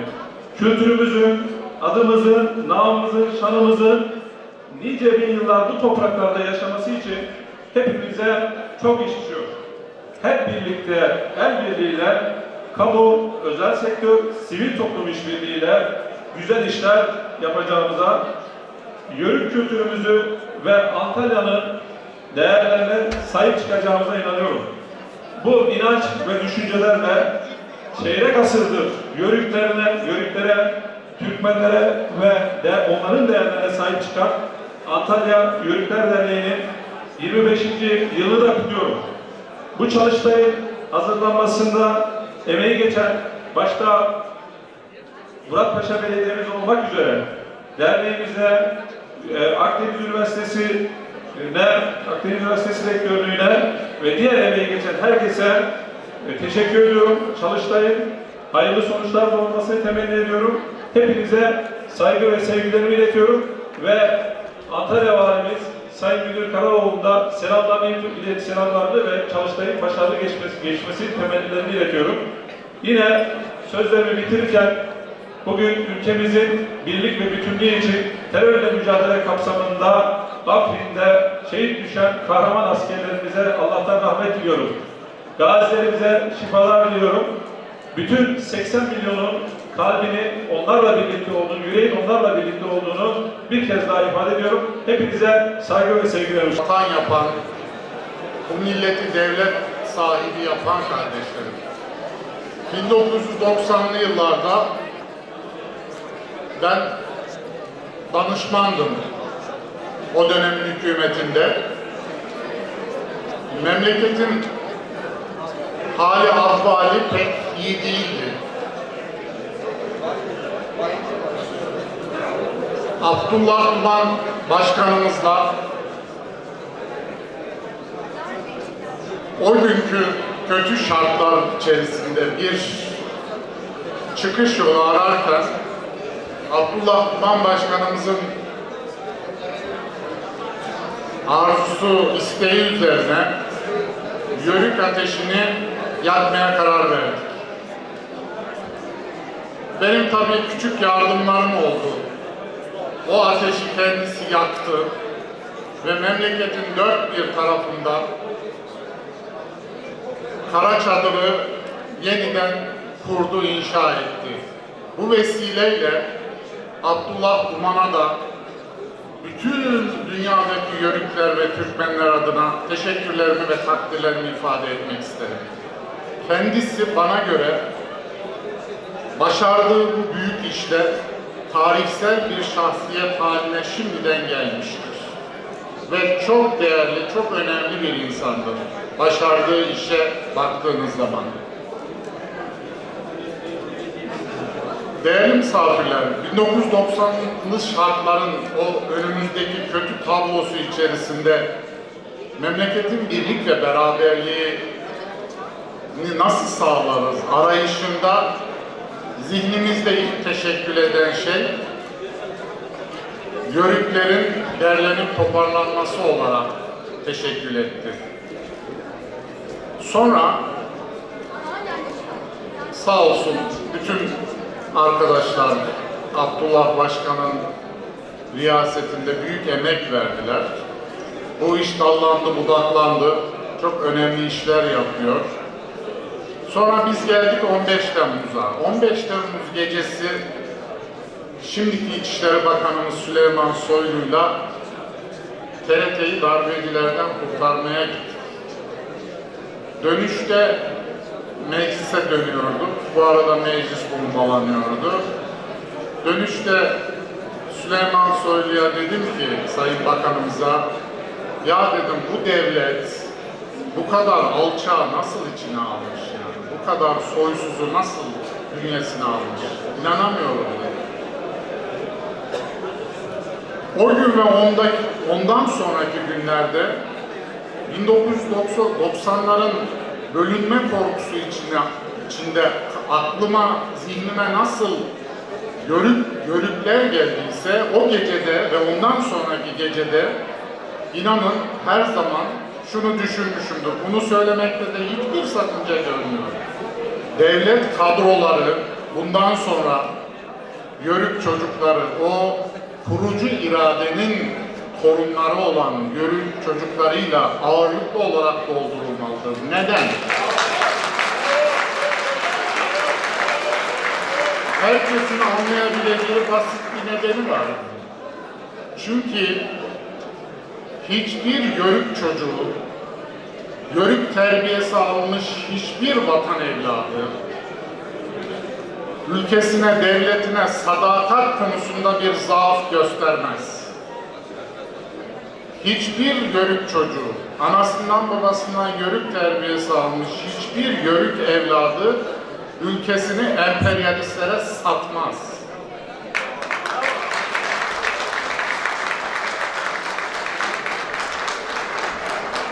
Ve sizi temin ederim ki bu devlette eğer bir devlet aklı varsa, ki 15 Temmuzları Türk tarihinin en büyük ihanet olayıdır, bunu da söyleyeyim. 15 Temmuzları yaşayan bir devlette devlet aklı herhalde vardır. Çünkü olmadığını düşünürsek o çok vahim bir şeydir. Bundan sonra Yörük damarı devletin içerisinde daha güçlü bir şekilde görülecektir. Bu devletin bekası için bu gereklidir. Çünkü Yörük demek birlik, beraberlik demektir. Bölünmez bütünlük demektir. Ve Türkiye'nin barışçı bir hayat yaşaması demektir. Barışçı bir hayat. Bu çok önemli. Hiçbir Yörük çocuğunun mesela 20-25 senedir Yörükler dernekleşiyor, teşkilatlanıyor. Siz hiç böyle terör olaylarına karışmış bir Yörük derneği, bir Yörük aidiyeti gördünüz mü? Olmaz böyle bir şey. Şimdi değerli misafirler, fakat şunu da bilelim. Bugüne kadar önemli işler yapıldı, çok önemli işler yapıldı ve Yörükler gerçekten Türkiye'nin birlik beraber tuttalı olduğunu gösterdi. Varlıkları her yerde hissediliyor. Ama dünyada çok hızlı değişiyor ve yeni bir dünya var önümüzde. Yeni bir Türkiye var. Yörükler biraz önce söylediğim sebepten dolayı da bundan sonra hem toplum hayatı hem devlet hayatı Yörüklerle daha fazla meşgul olacaktır. Bu sebeplerden dolayı. Ama bu Yörük nesilleri de kendilerini çok iyi yetiştirmeleri lazım. Artık bu dernekleşme safhası bir başka alana kanalize olmak zorunda. Bir faz atlamak zorunda. Mesela müesseseleşme dönemine geçmek zorundasınız. İşte Ümit Uysal gibi başkanlarımız vizyon sahibi insanlar aslında bu ihtiyacın önünü birazcık açıverseler bunlar gerçekleşir. Herkese de örnek olur. Yani Yörükler artık mekteplerini, okullarını kurabilmelidir. Yörük çocukları daha iyi eğitilmelidir, eğitim almalıdır. Sanat ve kültürel kurumlar oluşturulmalıdır. Bakın benim çok üzüntü duyduğum bir şey. Bu kadar kadim bir medeniyetin insan varlığı, Yörük ve Türkmenler var mı bilmiyorum. Varsa özür dilerim ama Türkiye'de henüz bir Yörük etnografik müzesinin olduğunu ben duymadım. Olması lazım. Bir etnografik müze Yörük kültürünü etraflıca tanıtan ve onun etrafında gelişen sanat ve kültür müesseseleriyle evrensel kültüre dokunan, değen taraflarıyla ortaya konması lazım Yörük kültürünün. Sözlü uzatmayayım. Bu milletin, Türk milletinin kök hücresini taşıyan bir kurucu, inşa edici irade olarak Yörükler, Kara Çadır'ın çocukları geleceğe dair geleceğe sahip çıkma duygularını daha da güçlendirmelidir ve bu toplumun geleceğine dair bir sorumluluğu en üst düzeyde hissetmelidir ve önce onlar hissetmelidir.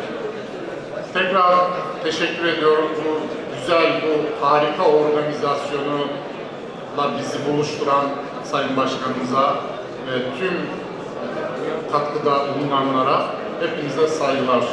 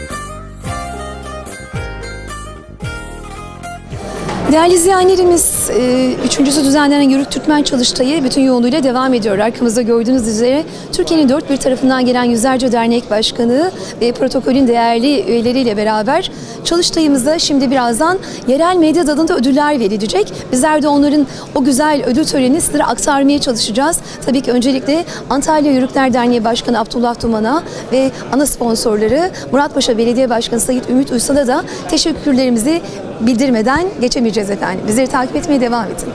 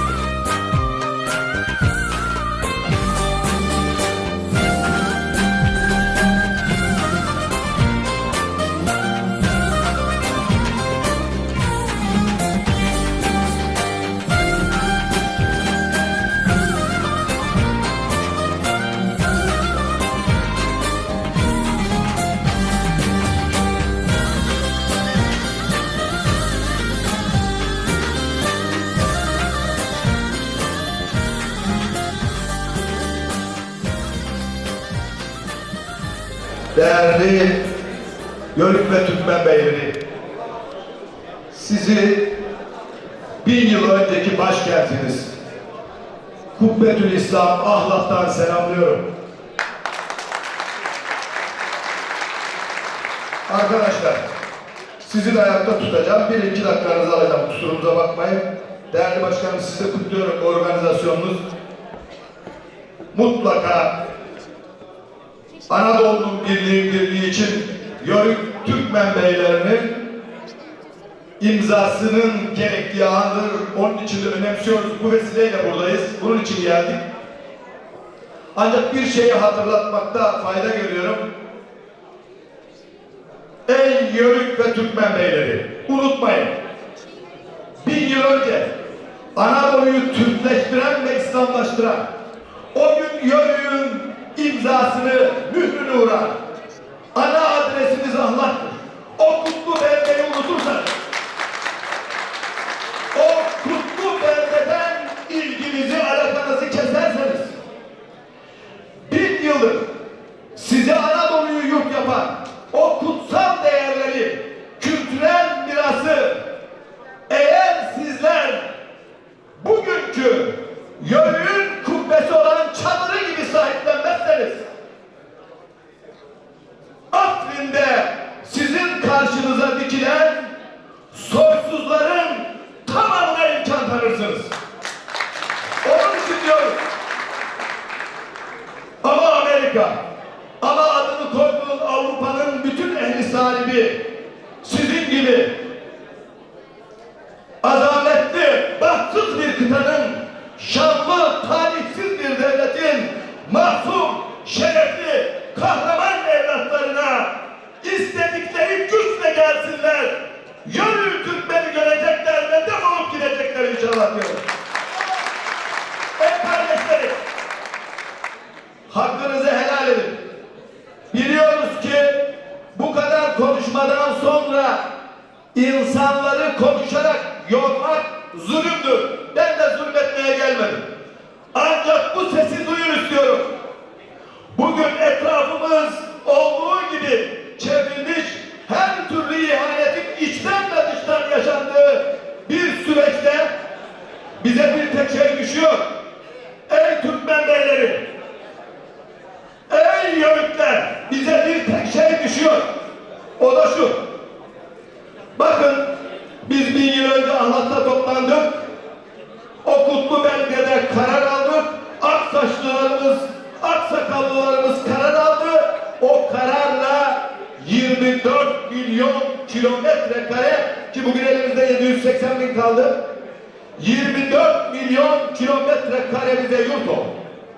O Ahlat'tan çıkan ruh, bugün o taşa yazılmış kitabelerinizle dünyanın hiçbir yerinde, hiçbir millete mal olmayan, elinde olmayan o mirasla siz yeniden kültürel mirasınızı ihya eder ve yurdunuzu yeniden Ahlat'tan seslenerek ilan ederseniz, biz sadece Afrin'de kalmayız, Menbiş'te kalmayız. Nerede Türkmen varsa, nerede Müslüman varsa onun sesi olur, cihana yeniden insanlığı öğretme dersini ortaya koyarız. Bugün ülkemizin karşısında, milletimizin karşısında böyle bir ödev var. O ödev 1000 yıl önce Ahlat'ta başlamıştı. Bir de bugün yeniden karşımıza geldi. Mahzun ve mazlum bütün milletler, ırkçı, namussuz ve ahlaksız toplumların karşısında kültürüyle, medeniyetiyle zulmet dur diyecek bir erdemle dimdik ayakta durmak zorundadır. Sözü çok uzatmıyorum. 24-25 Ağustos Avrasya Ahlat Kültür Buluşması'na Türk, Yörük ve Türkmen beylerini davet ediyorum. Hepinizi saygıyla selamlıyorum. Allah'a emanet olun diyorum. O başkanı alabilir mi? Yörük ve Türkmen beylerinin güçlü, kudretli kalması için Anadolu'nun, gel değerli başkanım, Antalya Ahlat Vakfı, Kültür Eğitim Vakfı Dernek Başkanımızı da buraya davet ediyorum, Şahap Bey. Yörükler ve Türkmenler, Anadolu'nun hamuru Türk milletinin özü olan Yörük ve Türkmenler, şu bastondaki kasıt bellidir. Baston bizim dik duruşumuzun sembolüdür. Hep ayakta kalın, dimdik kalın diye dernek başkanımız Abdullah Bey'e teslim ediyorum. Emanet dernekte, vakıfta tümümüzün adına bulunsun istiyorum. Hepinize saygılar sunuyorum. Allah'a emanet olun.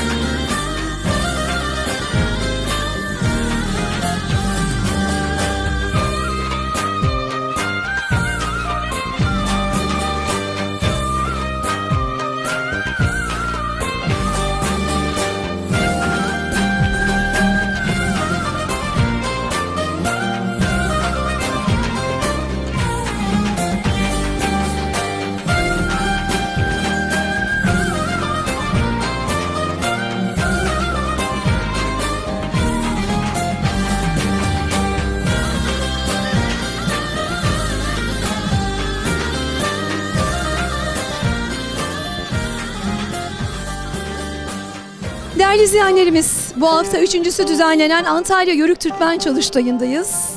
Yanımızda İzmir Milletvekilimiz var. Adalet ve Kalkınma Partisi'nden çok değerli bir vekilimiz var. O aslında İzmir'i sırtlayarak geldi. Hüseyin Kocabayık geldi. Hoş geldiniz efendim. Hoş bulduk. Nasılsınız Sayın Vekilim? Çok mersi, iyiyim. Sağ olun, siz nasılsınız? Teşekkür ederiz. Konuşmanızı dinledik. İnanılmaz da güzel bir konuşma yaptınız. Yörük Türkmen Çalıştayı bu yıl 3.'sü düzenleniyor. Ama her şeyden önce vermiş olduğunuz mesaj çok önemliydi. Biraz ondan bahsedelim istiyorum. Çünkü bugünün anlamı ve önemi, özellikle Türkiye'nin bulunmuş olduğu durumdan dolayı sizin sözcükleriniz gerçekten çok kıymetli an itibariyle. Ben konuşmamda şunu demek istedim. Maalesef bu ülkenin içeride de dışarıda da düşmanları çok fazla. Bağımsızlığımızın sembolü ve koruyucusu devlet. Şimdi devlette o kadar çok hain duygulara sahip memur falan istihdam edilmiş ki onlarca yıl içerisinde. Bir gün geldi 15 Temmuz diye bir olay yaşadık ve o olayda devletimizi içeriden hançerlediler bunlar.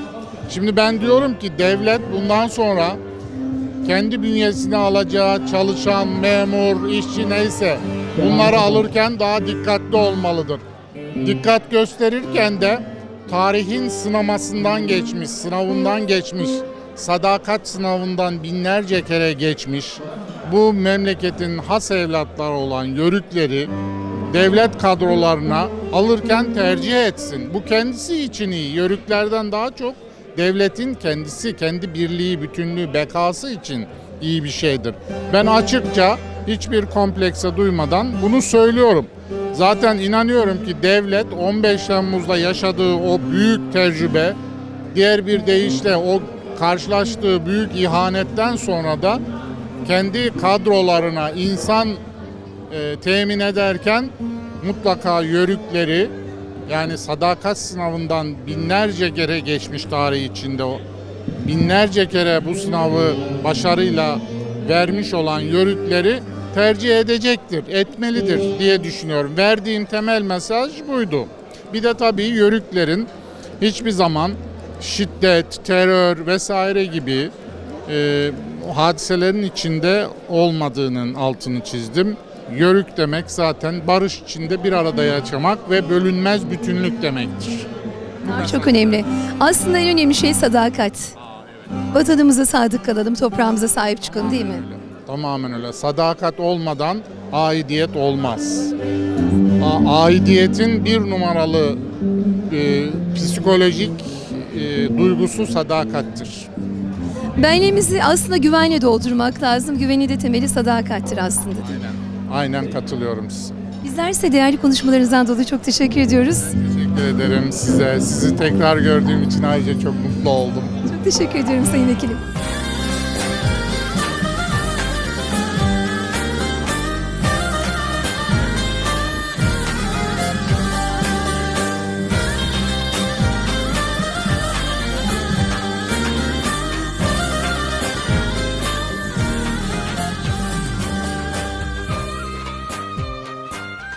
Sevgili izleyenlerimiz, çalıştayımız devam ederken Antalya Yörükler Derneği Yönetim Kurulu üyesi Sayın Hasan Coşan'ı yakaladık. Hemen böyle bir bakalım nasıl gidiyor çalıştay? Teşekkür ederim. Siz de hoş geldiniz. Bu sene üçüncüsünü yaptığım çalıştay için tüm Türkiye'den 320 tane dernek katıldı. Sayısı 450 gibi tahmin ediyoruz. Çok güzel oldu ve 4 gün devam ediyor yani. Evet. Bugün 4 günde devam edecek. İlk günden itibaren bugün başladık. Hayırlısıyla. 4 gün devam ediyor. İnşallah çok hayırlı olacağını düşünüyorum ve herkes de mutlu, birlik, beraberlik içinde olacağını düşünüyorum. Teşekkür ederim. O kadar planlı çalışmışsınız ki Sayın Hasan Coşan, gelen misafirlerin geliş gidiş saatleri, uçağa aktarmaları ile ilgili de bütün her şeyi üstlenmişsiniz. O yüzden çok büyük bir organizasyonda emeğiniz var. Bakalım bizi 3 gün 4 gün boyunca neler bekliyor. Teşekkür ediyoruz. Size teşekkür ederim. Şu an için 32 tane hocamız geliyor. Evet. Ben de 28 tanesi kayıtlı. 450 tane de kişi olarak ağırlayacağız. İşte bu kadar yani. Teşekkür ederim. Daha ne olsun başkanım. Teşekkür ediyoruz. Sağ olun. Sağ olun. Çok teşekkürler. Sağ olun.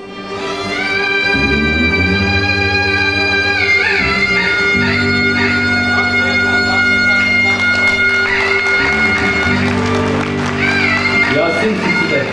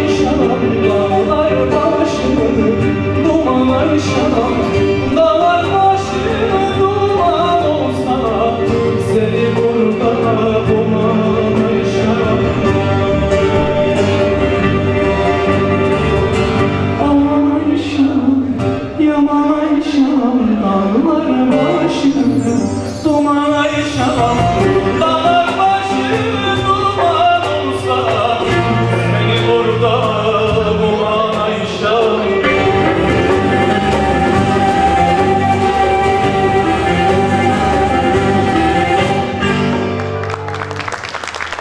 Teşekkür ederim. Sağ olun.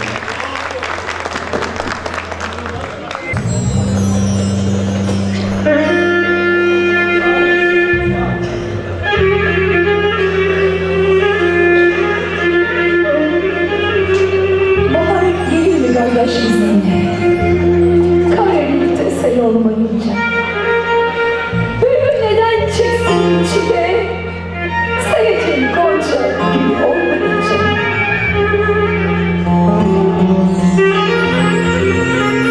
Sevgi şu dünyanın ekseni.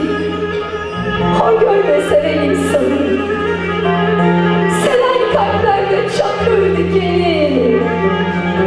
Biter, biter, tatlı diller olmayınca.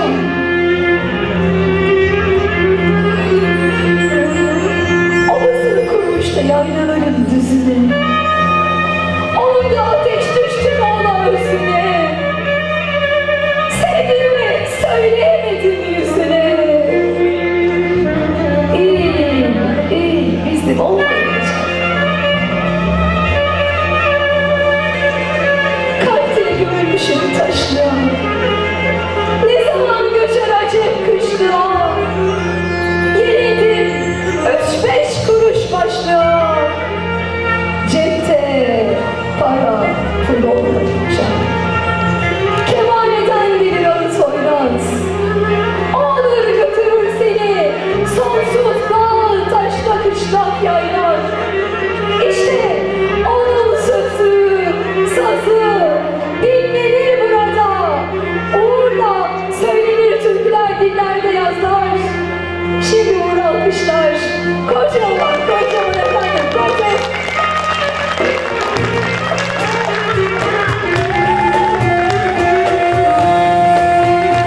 Hep beraber. Elleri görelim. Bravo. Gelmeyin buraya. Ellerinizi kaldırın.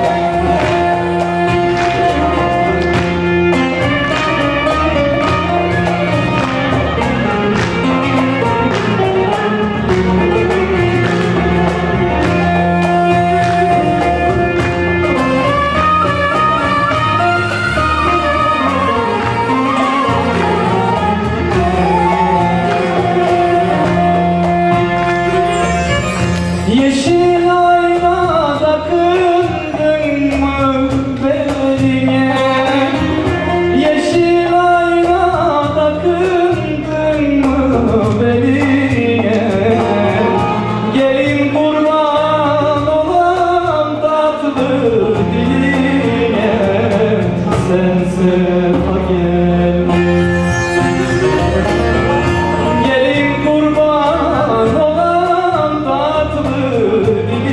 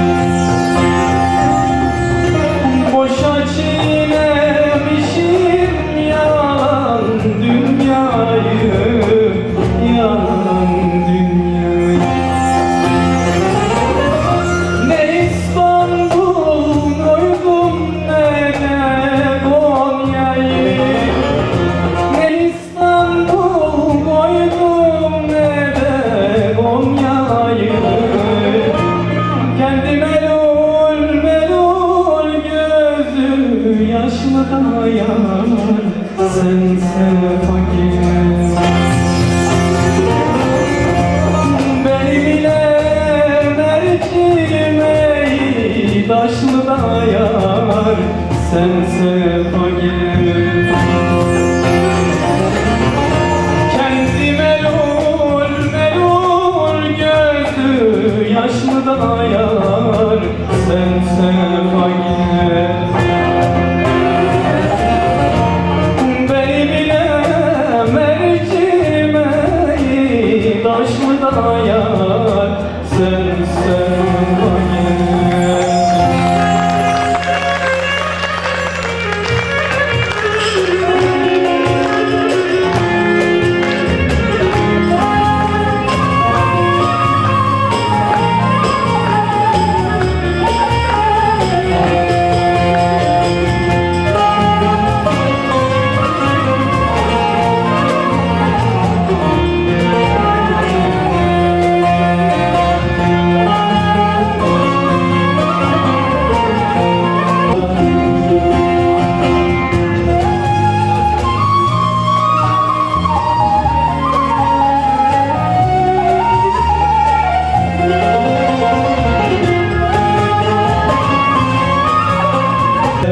Düşman eder.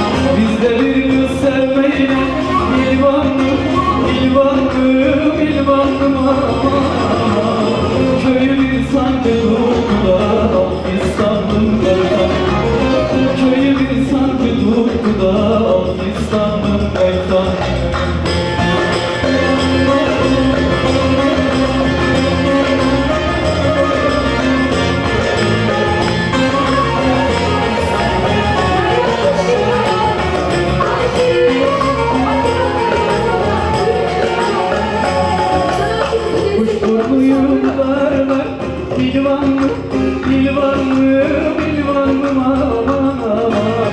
Hiç götürmesin deyle Hafistan'ın baytan. Hiç götürmesin deyle Hafistan'ın baytan.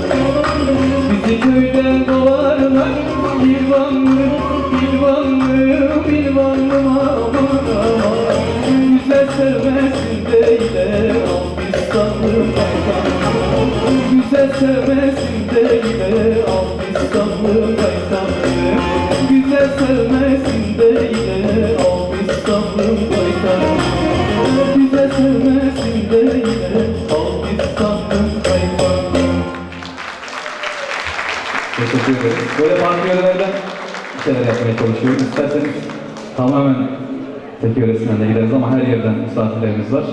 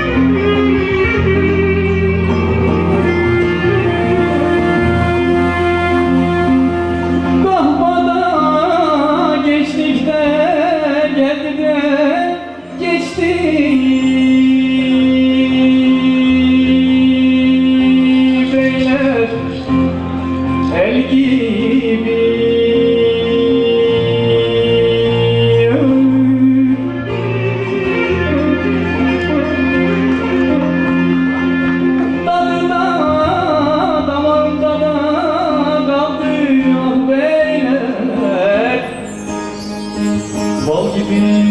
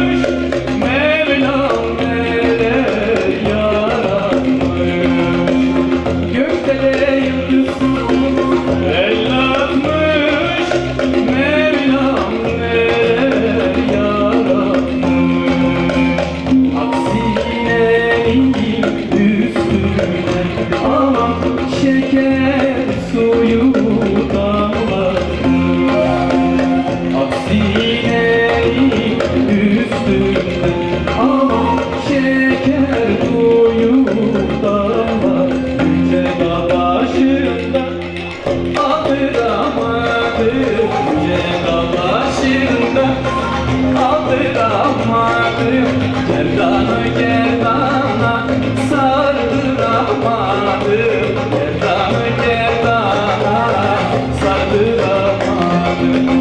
Elinde cura, bir elinde sipsip, bir yarın aklını kandıramadım.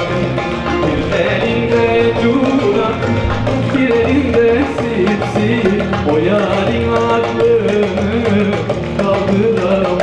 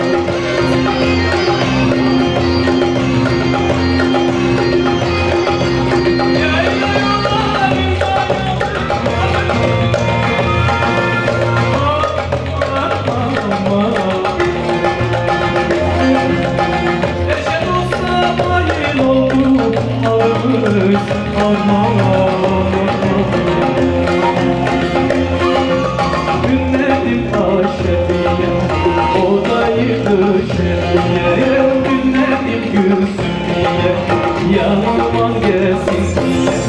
Günledim bakmaniye, yanımız yapmaniye.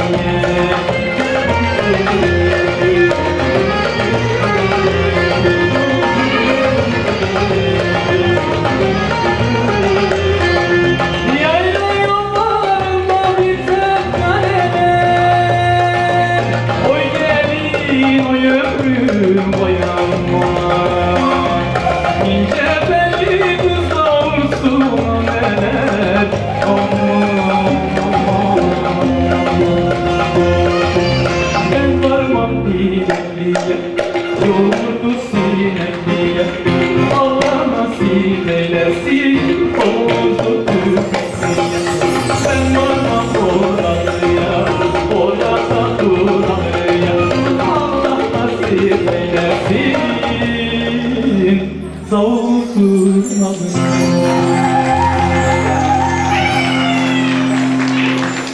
Teşekkür ediyoruz yörük abalarımıza.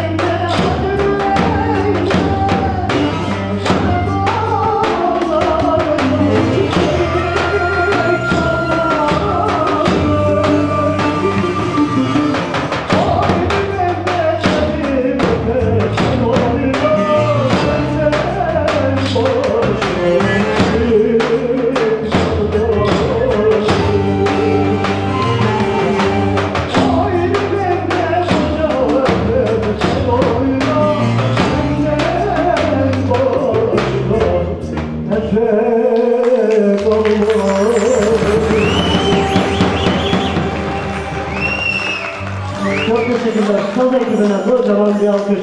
Harikasınız arkadaşlar. Elinize kolunuz'a sağlık. Sağ olun.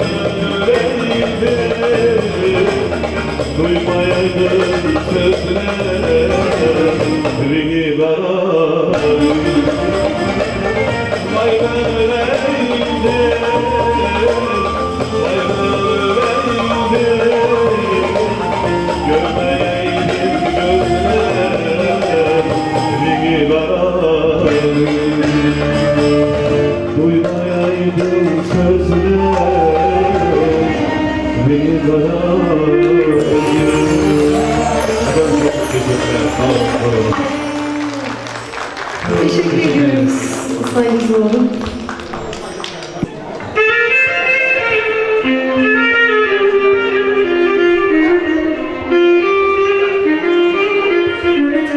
Son zamanlarda bize çok özdeşleşmiş güzel bir anlatım.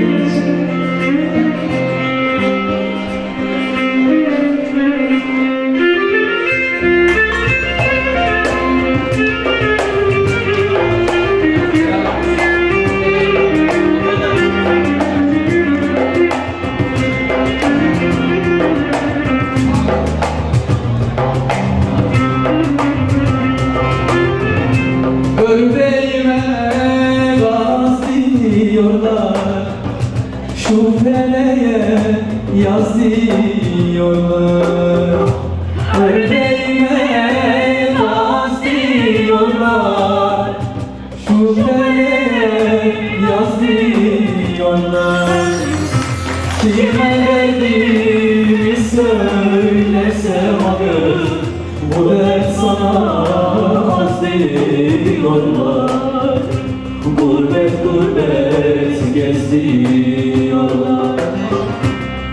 Ellerimi söylesem ağız, bu ders az diyorlar. Gurbet gurbet geziyorlar.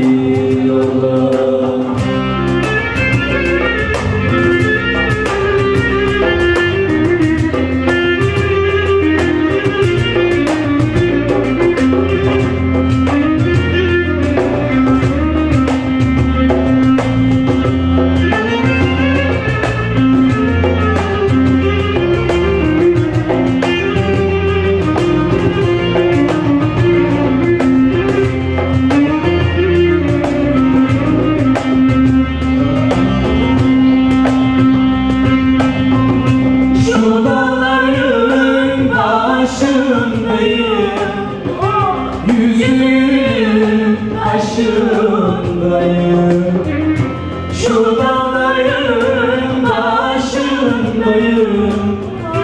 yüzünün kaşındayım. Bayramlık diyorlar, daha 14 yaşındayım. Öylesiye peşindeyim.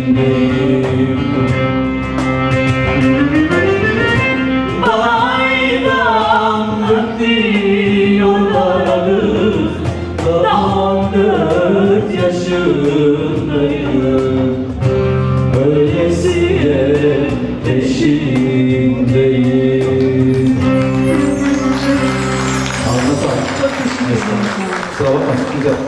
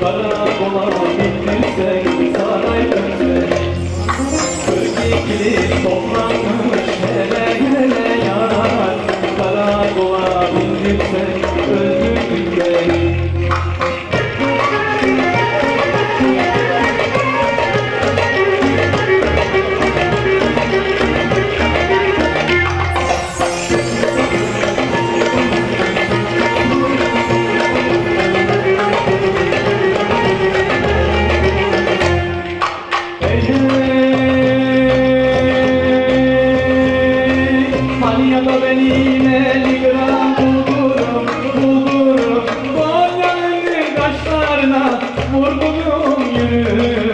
Konya'nın yürü, yürü yavrum yürü. Kaşlarını yürü, şimdi de geçti bunlar. Konya'nın yürü.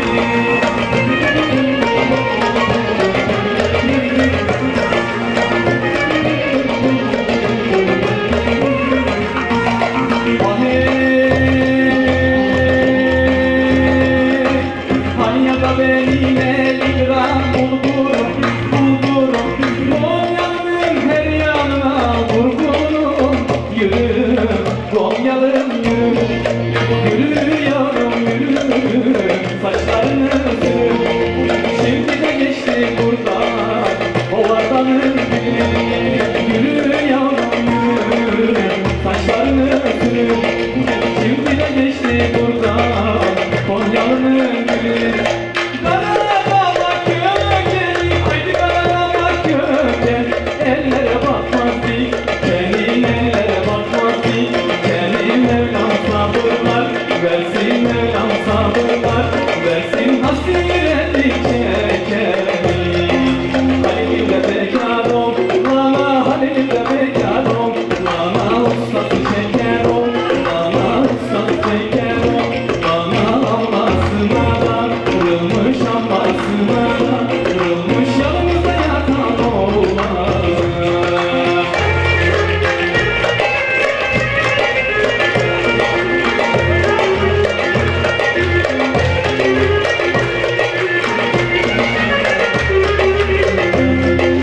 Akdelen Kuz'dan gelir, Akdelen Kuz'dan gelir. Yükü Kıbrıs'tan gelir, yükü Kıbrıs'tan gelir. Hasta olan oğlanın, hasta olan oğlanın ilacı Kız'dan gelir.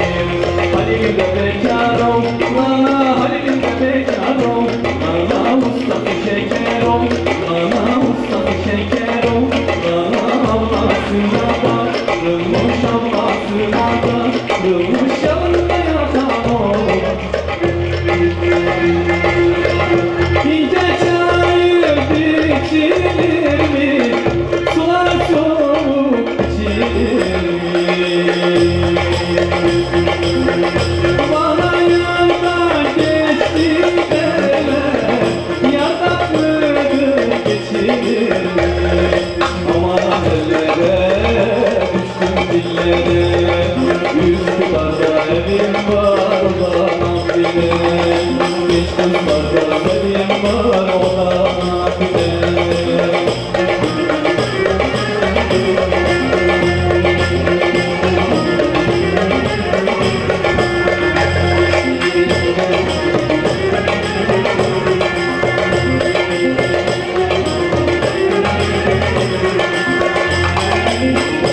İnce çayır içilir mi? Sular soğuk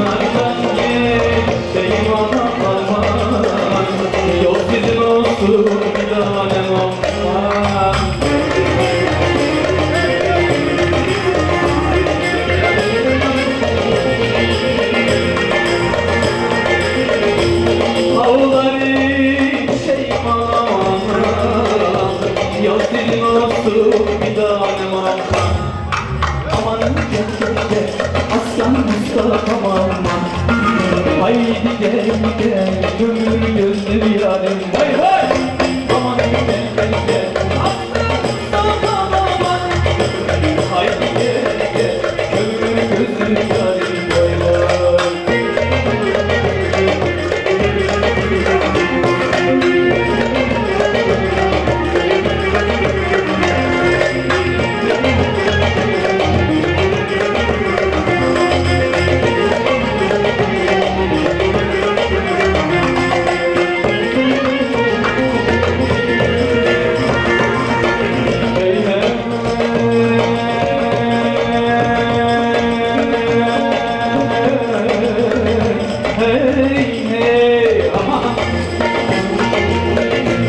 Kenardan geçeyim aman.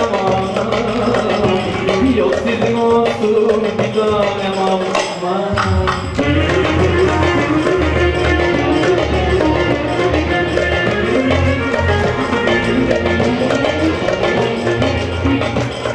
Ağlar içeyim aman. Bak sizin olsun bir tanem aman.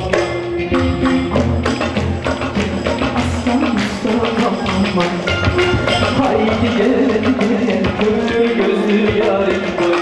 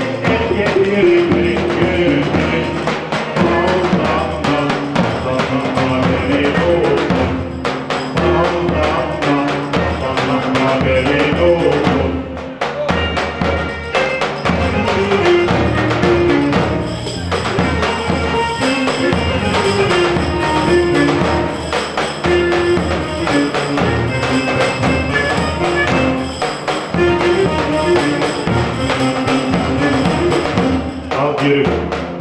Hey ekmek yavan kurusu var. Oh ekmek yavan kurusu var. Havlanma sana haberin olsun. Havlanma sana haberin olsun.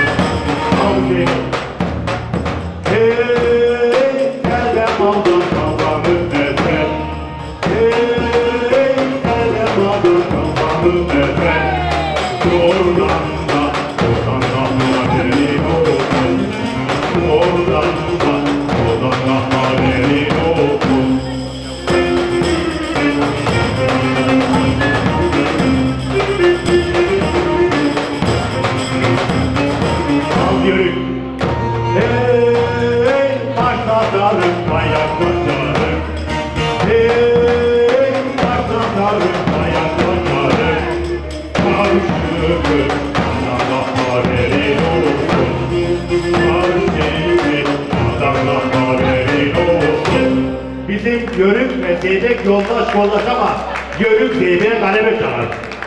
Teşekkür ederim hocam. Şaşır soru.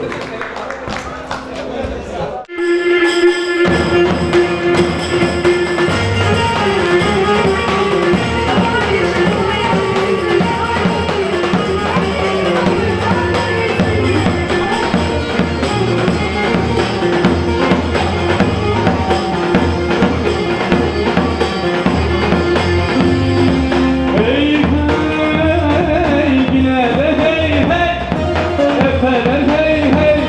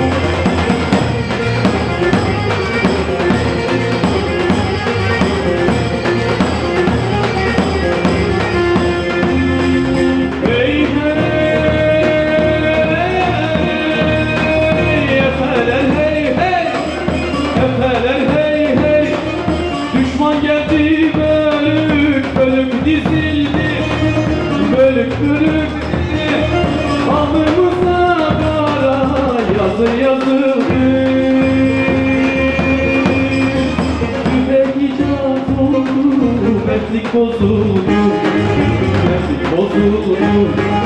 Eğri kılıç kında paslamalıdır, paslamalıdır. Tüfek icat oldu, mertlik bozulur, mertlik bozulur. Eğri kılıç kında paslamalıdır, paslamalıdır.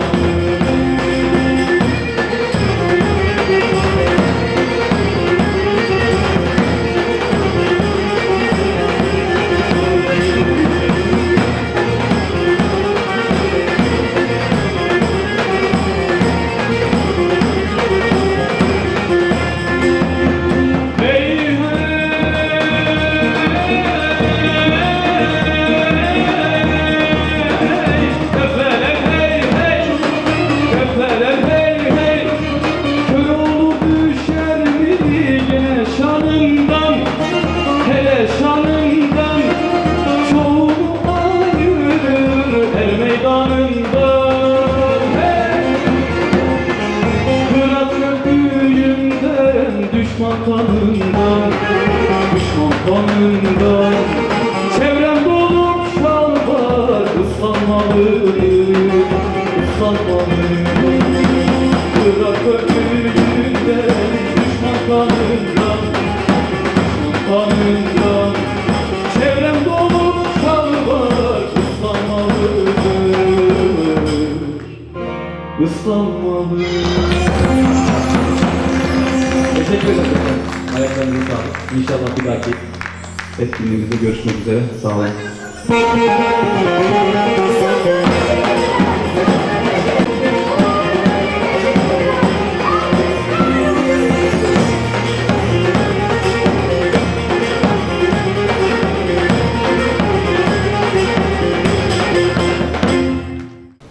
Ülkemizin bu sıkışık ve kuşatılmışlık döneminde bu tür toplantılara katkı verenlere, öncülük edenlere, yaptıranlara, vesile olanlara ayrı ayrı ben yürekten tebriklerimi iletiyorum.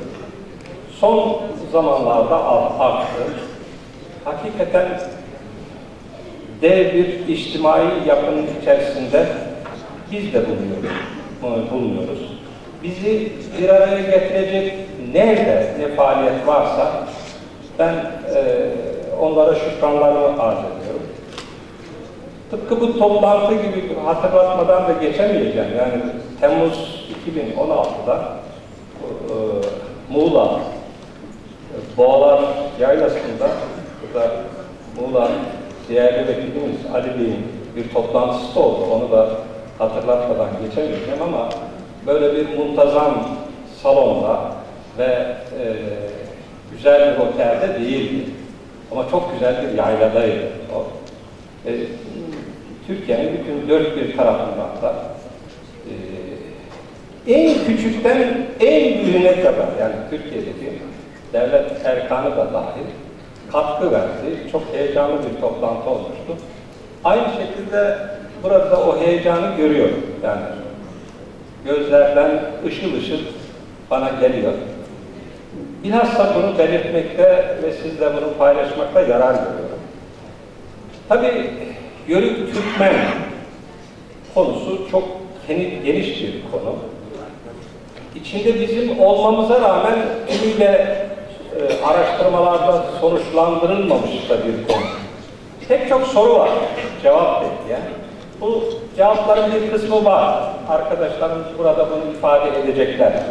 Ama bir kısmı ne yazık ki hala yok. Bazıları geleceğin araştırmacısını bekliyor. Ve zaten bilim de bu. Yani sonsuzluk bilimin sonsuzluk. İnsanoğlu ne kadar çabalarsa çabalasın, bence hani evrenin sonu gibi bilimin sonunu da getiremeyecek. Yani bu böyle devam edecek. Her buluş bir yenilik getirecek, ona şüphe yok. Ama bu bizim hayatımız. Yani Yörükler, Türkmenler, Oğuzlar bizim hayatımız. Önce meleklikte yarar görüyor. Arkadaşımız takdim ederken tarih dedi. Yani tarih, tabii o da bizi kuşatan dev bir mefhum.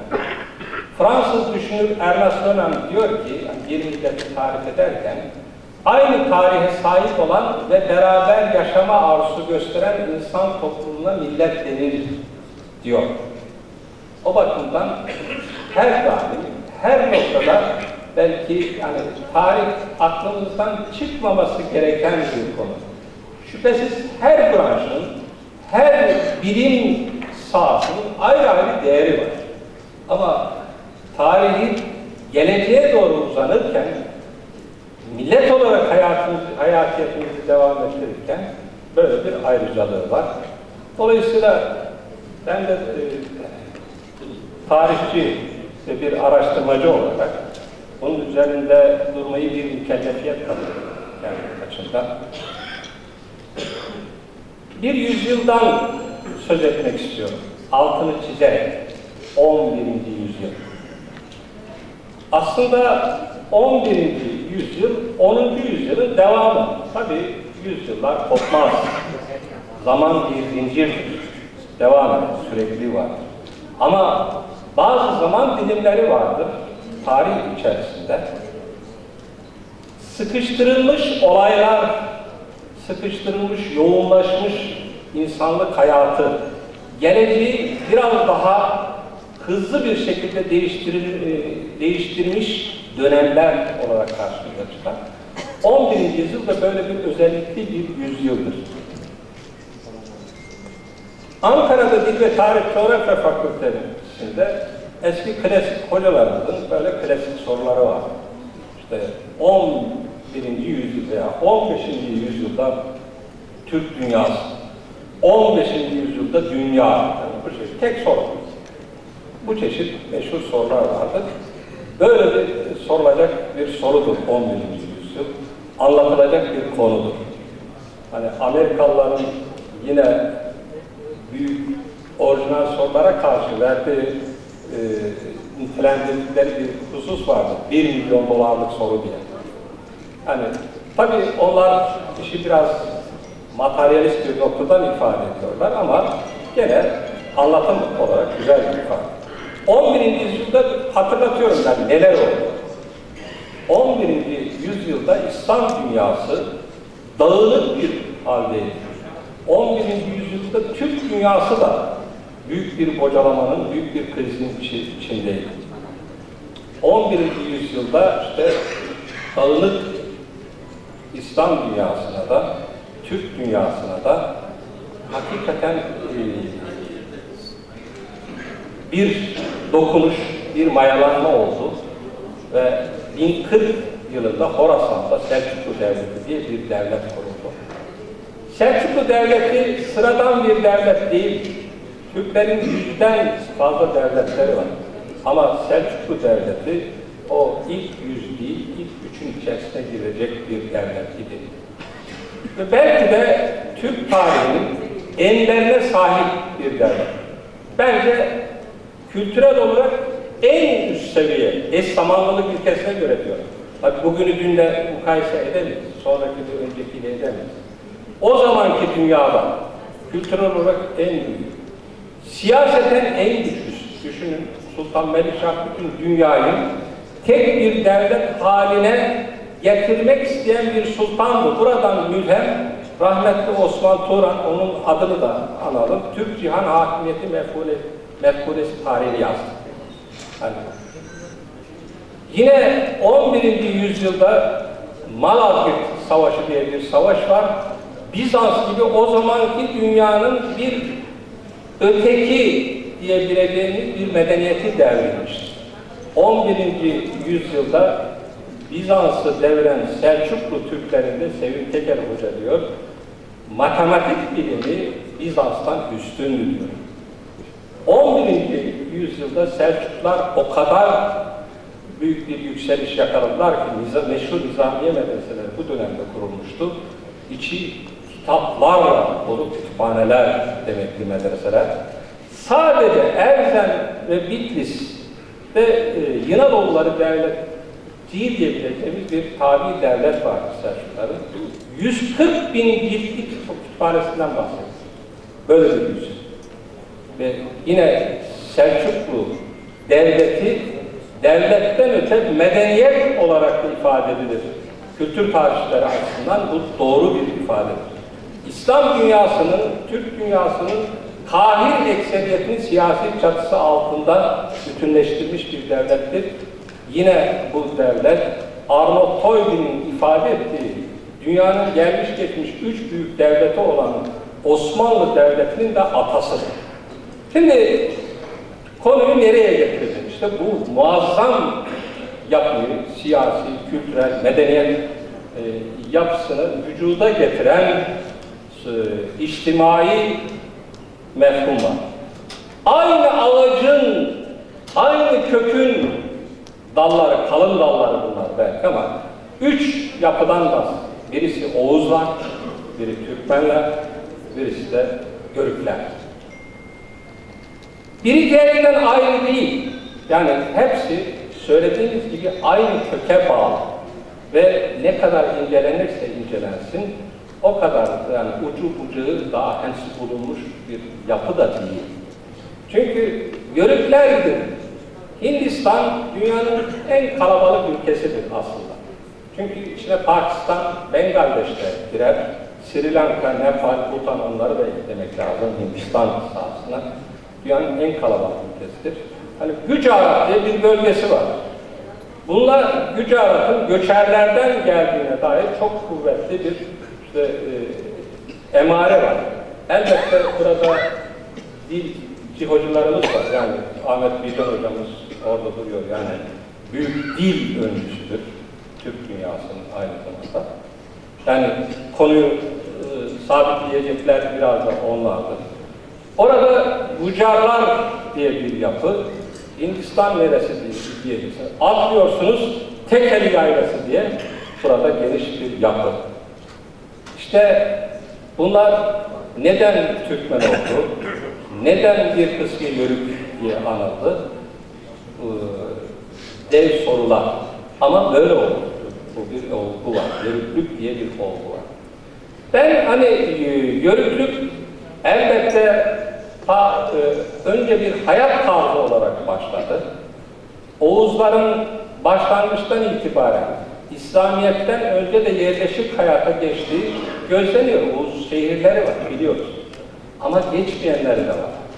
Yerleşik hayata, tarım hayatına, şehir hayatına geçenlerle geçmeyenler arasında bir niza da var. Yani bunu da görüyoruz. Çünkü geçmeye karşı çıkanlar ötekileri zemmediyorlar. Diğerleri de geçmeyenleri zemmediyorlar. Böyle bir durum var. Yatık diyorlar. Yani tembel Oğuzlar. Biri diğerler. Biraz önce İlhan Bey arkadaşım bir dörtlükten bahsetti. Bütün konuyu belki ortaya çıkaran bir dörtlük. Diyor ki ekme ekini eğlenirsin, dikme bağı bağlanırsın, çek deveyi güt koyunu bir gün olur beğlenirsin. İşte Yörük hayatının ortaya çıkışını ifade eden tam anlamı veren bir dörtlük.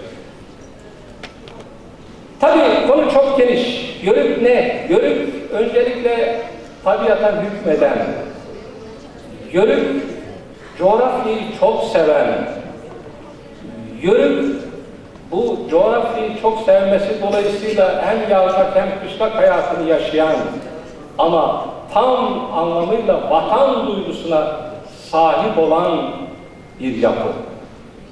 Yörük bütünüyle tekrar ediyorum Selçuklu döneminde ortaya çıktı ve bunların temel özellikleri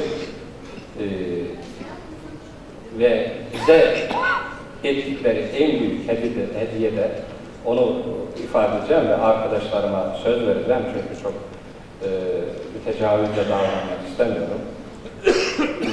Vatan duygusu dolayısıyla Anadolu'yu vatan yapan en büyük içtimai yapılardan birisi. Diyar Rum'un Türkiye olması dünya tarihini değiştiren hadiselerden birisidir. Amerika'nın Amerika olması kadar da önemlidir. Ve dünyada çok büyük bir kavganın da belki başlangıç noktalarından birisi. Çünkü jeopolitik değeri o kadar üstün ki Amerika'nın, Anadolu'nun, onu içinde yaşayanlar olarak biz ölçemiyoruz. Ama dışarıdakiler bunu daha çok görüyor. Ve neredeyse 1071'den beri başlayan bir kavganın da tarafıyız biz. İstesek de istemesek de. Bizim birinci hedefimiz dolayısıyla vatan duygusu olmalıdır. Öyle olmuştur da.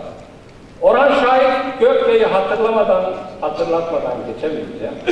Hani nehirler gazidir, dağlar kahraman, her taşı yakut olan bu vatan, yani her taşını yakut eden bu vatanda Yörük dediğimiz bu sizlerin ataları, bugün sizler, her birinizin büyük gayretleri var. Her birinizin büyük gayretleri var. Büyük imzası var. Yörüklük bir noktada da bu. Hani işte gazilik, nehirleri gazi yapmak, dağları kahraman yapmak, ovaları cümle araziyi vatan yapmak demek diyorum. Benim konum, ben hocamızın da dediği gibi eski Türk tarihiyle ilgileniyorum. Türk tarihinin eski dönemleri. Ve buna bağlı olarak da konar göçer deyimi ilk defa bizim belgelerimizde, kaynaklarımızda nasıl geçiyor ve eski Türk çağında konar göçerliğin genel hatlarıyla size özetlemeye çalışacağım. Bugüne kadar sevgili dostlar ele geçen Köktürk harfli metinler Türk tarihi ve kültürünün aydınlatılmasında hiç şüphesiz önemli bir yere sahip belgeler. Bilhassa Göktürk ve Uygur çağında taşlara kazılmış olan kitabelerin anlattığı bilgiler çok zengin malzemeleri ihtiva ediyor. Bunların içerisinde Türk dili, Türk dini, devleti, devlet hayatı, ordu teşkilatı, bir takım gelenek ve görenekler, Türk sosyal hayatına dair hususlar önemli bilgiler. İşte bu noktada Türklerin yerleşik, göçebe veya kendi adlandırmaları şeklinde karşımıza çıkan konar göçerlik mevzuunda bir iki şey söylemek ve bir takım tartışmalar olduğunu da belirtmek istiyoruz. İşin doğrusu değerli dostlar, biz Türkler hakkında yabancıların yanlış fikirlerinin pek de önemi bulunmadığı bir tarafa, eski Türkler ister göçebe, ister konar göçer olsunlar, dünya tarihine damgasını vurmuşlardır. Bu hakikati kimse inkar edemez.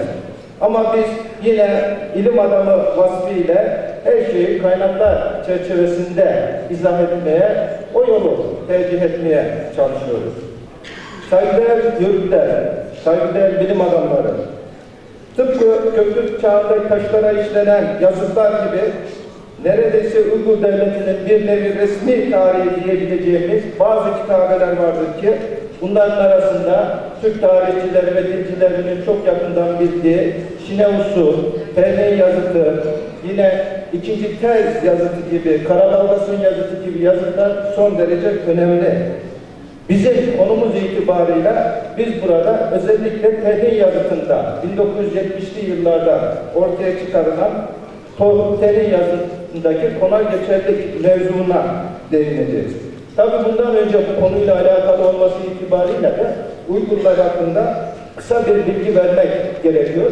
Zaten bütün Türklerin bildiği gibi Uygurlar Türklerden sonra Türk Devleti'nin başına geçen değil mi? Yağlı Karahan Hanedanı öncülüğünde devletin idaresini üstlenmiş bir boyumuz. Türk Uygur tarihinin yine en büyük hükümdarlarından birisi olan ve döneminde kitabeler yazılan Börüken Kağan'ımız var. Çin kaynaklarında Moyunçor diye geçiyor adı ve bunun kardeşi Tayyip Tutuk isminde bir kardeşi var. Esasında Hakan'ın onun hakkı. Bununla bir kavgasına tutuşuyorlar. Ve bu hak kavgasını kazandıktan sonra küçük kardeş Moyunçor veyahut da Börüken Kağan Tez Nehri kenarlarını, bugün Güney Sibirya bölgesindeki Tez Nehri kenarlarını kendisine ikamet yeri olarak seçmiş. Muhtemelen bu civarda bir şehir inşa ettirmiştir ki kitabelere baktığımızda onun Ötüken'in batı ucunda Tez başında bir yaylak meydana getirdiğini, yaylak kelimesi daha o zamanlarda karşımıza çıkıyor değerli dostlar. Otağı burada kurdurduğunu, sınırını da orada yaptırdığını, 750-753 yıllarına yani 8. asrın 2. yarılarını burada geçirdiğini öğreniyoruz. Tabii ki bu cümlelerle kendisinin de yaylacı olduğunu söylüyor. Elbette ki Börüken'in burada altın bir otağı kurması da bağımsızlığının işareti. Yine bunun yanı sıra 750 Bars yılında Börüken Kağan Kırgızlarla akraba olan ve bir bölümü herhalde bunun göçleriyle Avrupa'ya gidip daha sonra batıda Seker ismiyle anılan bir Türk boyu olan Çiklere sefer düzenliyor. Kendileri kıyısında yapılan savaşta Çikleri mağlup edip yenip onları kendisine bağlıyor. Çiklerin mağlubiyetinden sonra yine biraz evvel işaret ettiğimiz gibi 750 senesinde Tez başında otağını kurduran Börüken burayı Çikler'de güvence altına aldıktan sonra da kitabesini yazdırıyor. Yine aynı yıl Tatarların ne durumda olduğunu da soruşturduğunu, 752'lerde Ötügen'deki 8 Selenge, Orkun, Togla nenilleri arasında konar göçer şeklinde yaşamaya devam ettiğini bildiriyor. Börüken bu hususta kitabelerde şöyle diyor, değerli yörükler. Kasar'ın batısında, Kasar bölgesinin batısında orada otağı kurdurdum, yazın orada bulundum, hududu orada tayin ettim, işaretimi, yazıtımı orada yaptırdım. O yıl yüzün doğuya yürüdüm, Tatarları soruşturdum. Kavşan yılı 5. ayında Idıkbaşı'nın batısında Yabaş ve Topuş'un kavşağında yazı geçirdim. Otağımı orada hazırlattım. 1000 yıllık, 10.000 yıllık kitabemi diyor burada yassı taşa, düz taşa kazıttım diyor. Ferhi yazıtında ise bizim konumuz itibariyle biraz evvel bahsettiğim 1970'li yıllarda aynı mealde cümlelerle karşılaşıyoruz. Burada da otağını yaptırdığını, sınırını belirlediğini, 1000 yıllık, 10.000 günlük yani ebedi manasına gelen kitabesini diktirdiğini, yazdırdığını bize söylüyor. Ondan sonra yukarıda diyor, Tanrı'nın sayesinde aşağıda da vatanın yani yeryüzünün, toprağın sayesinde devlet ve yasa sahibi oldum diyor. Önde güneşin, batıda ayın doğduğu yerdeki halklar, dört taraftaki insanlar benim işim gücümü görürler. Ötügen ülkesi ve çevresi ikisi arasında tarlalarım, 8 Selenge, Orkun, Togla, Sebindürtü, Kargu ve Burgu'daki sularından konar göçerim ben diyor. Konar göçer ben diyor. İlk defa Türkçe belgelerden konar göçer deyimi 8. asrın ikinci yarısındaki bu Göktürk harfli metinlerimizde değerli dostlar karşımıza çıkıyor. Yani sonralardan 10. yüzyılda veya daha sonralarda ortaya çıkmış bir deyim değil. Konar göçer deyimine, bu metindeki konar göçer deyimine bağlı olarak bir hususa da kısaca değinmekte fayda var. Türk tarihinde büyük ve güçlü devlet kuranların sakin ve itaatkar yerleşik halk değil, hayat şartlarının gereği savaşçı ve teşkilatçı konar göçerler olduğu göze çarpar. Bununla birlikte Türklerde devleti kuran ve idare edenlerin esasını konar göçerlerin meydana getirmesi çağdaş kaynaklarda Türklerin her göçebe bir kavim gibi görülmesine sebep olmuş ve yerleşik Türkler göz önünde bulundurulmaksızın zamanımızın müellifleri de böyle bir kanaate sürüklenmiştir. Yine Göktürkçe belgelerde geçen konar göçer deyimi elbette Türk kültürü için son derece önemli. Çünkü bugüne kadar Türkleri sadece hayvancılıkla uğraşan, göçebe bir kavim olarak telakki edenlere karşı bu yazıt ve cümleler son derece önemli, dikkat çekici, çarpıcı cümleler. Ayrıca günümüze değin Türklerin yarı göçebe diye anılmasına karşılık bugün sosyologlar, tarihçiler, dilciler tarafından da böyle bir deyim kullanılıyor. Bundan sonra konar göçer, gerçi kullanılıyor ama atalarımız kendilerine ne dediyse o şekilde bir adlandırmanın yapılmasının daha doğru olacağını düşünüyoruz. Yani onlar ta 8. asırda belki tabii bunlar yazıtlara geçtiği tarih. Ondan önce de kendilerine konar göçer diyorsa bu tabiri yerleştirmek ve kullanmak daha doğru olacağını da düşünüyoruz. Dolayısıyla eski Türk Devleti'nde halkın karnının doyurulabilmesi yalnızca savaş gelirleri ve hayvancılıkla sınırlanmıyor. Yerine göre savaşılamayacak ve harp ganimetleri alınamayacak zamanlar görülebileceği gibi hayvanların toprak kırıma uğradığı durumlar da ortaya çıkabiliyor. Nitekim Yörük-Honga yardımından sonra Türk-Çin harpleri sıklaşınca onların ziraat yapmak zorunda kaldıklarını bizzat Çin kaynakları bize haber veriyor. Ve muhtemelen bu ziraat işini de o zamanın ilk yerleşik kavimlerinden öğrenmiş olmaları gerekiyor. Dolayısıyla eski Türk sosyal hayatına veyahut da iktisadi hayatına da bakacak olursak bu noktada sadece hayvancılık ve ziraat da değil. Bunu da temel 7 noktada toparlamak mümkün. Konar göçer hayvancılık bunların içerisinde en önemlisi. Ziraat, ticaret, avcılık, halktan alınan vergi, yağma akımları ve haraç gelirleri eski Türk Devleti'nin ekonomisini ayakta tutan 7 önemli ayak başında geliyor. Tabii Uygur Kağanlığı her ne kadar Göktürk Kağanlığı'nın zengin mirasının üzerine oturmuş ise de bunu pek iyi değerlendirebildiğini de söylemek mümkün değil. Bununla beraber tabii konar göçerlik son derece enerji ve güç isteyen bir sosyal hayat. Yani yerleşikliğe, ziraatçılığa nazaran son derece güç bir hayat tarzı. O yüzden burada insanların yüksek bir sorumluluk duygusunun, aidiyet duygusunun, bağlılık duygusunun olması da gerekiyor. Ve yine hepinizin bildiği gibi rivayetlere özür diliyorum. Zamanı çok iyi kullanmak için biraz hızlı anlatıyorum. Çünkü hocam beni ikaz etmesini istemediğim için Oğuz Kağan'da hepimizin bildiği üzere rivayetlere göre ne diyor? Yerleşik olmayan diye vasiyette bulunuyor. Bilge Kağan'da 8. asırda böyle bir durum söz konusu olduğunda yerleşik hayata, çünkü yerleşiklik o çağlarda Çin gibi, Bizans gibi bir takım yerleşik devletlerin cazibe merkezi olduğu çağlarda bazen insanlar da çekiyor. O yüzden de Bilge Kağan gibi idareciler bazen onlar gibi yerleşik hayata geçme düşüncesi içerisinde bulunuyor. Ama devleti idare eden, geleceğe göre büyük vezirler ne yapıyorlar? Buna karşı çıkıyorlar. Belki diyorlar biz daha iyi yaşayabiliriz ama diyor o devlet meclisinde, kurultayda biz diyor kalabalık orduları besleyemeyiz. Sayımız az, nüfusumuz az. Bir tehlike anında bu şehirleri koruma imkanımız yok. Açlık, kıtlık zamanlarında başka yerlere gidebiliriz diyor. Yerleşik hayatın o zamanki şartlarda Türkler için tehlikelerini de izah ettikten sonra buna karşı çıktığını görüyoruz. Yine Tuyyuk Hukuk'un 8. asrın başlarında anladığı bu farklılığı hepimizin sosyologların, tarihçilerin, dilcilerin yakından bildiği İbn Haldun da 14. yüzyılda müşahede ediyor. O Mukaddime adlı meşhur eserinde göçebelerin doğuştan iyiliğe ve faydaya meyilli olduklarını vurguladıktan sonra göçebe ve köy hayatı yaşayanlar diyor, kendi canlarını korumaya düşkündürler. Şehirliler gibi kötü huy ve ahlaka yanaşmazlar. Konar göçerler şehirliler oranla daha uyanık ve tedbirlidir diyor. Ayrıca ona göre kendileri rahata alışmışlardır. Yataklarındayken mal ve canlarını emanet ettikleri vali ve bekçilere güvenirler. Kale duvarları içerisinde diyor, emniyette olduklarını sanırlar. Bunlar doğru değildir diyor İbn Haldun. Silahlarını bir kenara bıraktıklarında kendilerini koruyanlarla aynı dereceye düşerler diyor.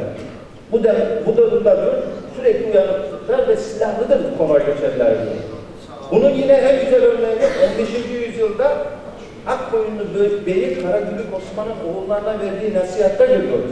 Hepimiz hocalarımız bunu biliyor, sizler de biliyorsunuz sevgili yörükler. O şöyle diyor, sakın oturak hayata geçmeyin. Çünkü beylik ve hakimiyet yörükliktedir, Türkmenliktedir diyor. Mesela El-Cahiz, Arap bir yazar, Türklerin faziletlerini anlatan bu yazar, bunun gibi bazı yazarlar, yabancılar Türk kelimesini eserlerinde konar göçer manasına kullanıyor arkadaşlar. Eski Türklerde değerli dostlar, kıymetli bilim adamları, saygıdeğer yörükler, bütün erkekler doğuştan askerler, asker oldukları gibi Türk ordusunun ve milletinin mücadeleye daima hazırlıklı bulunmasının nedenleri arasında Orta Asya bozkırlarında yaşamanın güçlüğünün yanı sıra onların sosyal hayatının tesirleri de var.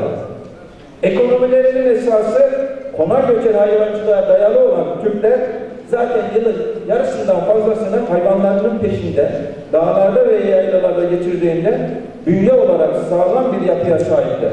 Üstelik yine senenin belirli aylarında zaman zaman bizzat kanun başkanlığında bazen beylerin sevk idaresinde bir nevi askeri talim özelliği taşıyan sürek avları düzenliyorlar ki Türklerin savaşa ve harp manevralarına daima hazırlıklı olmaları demek bu.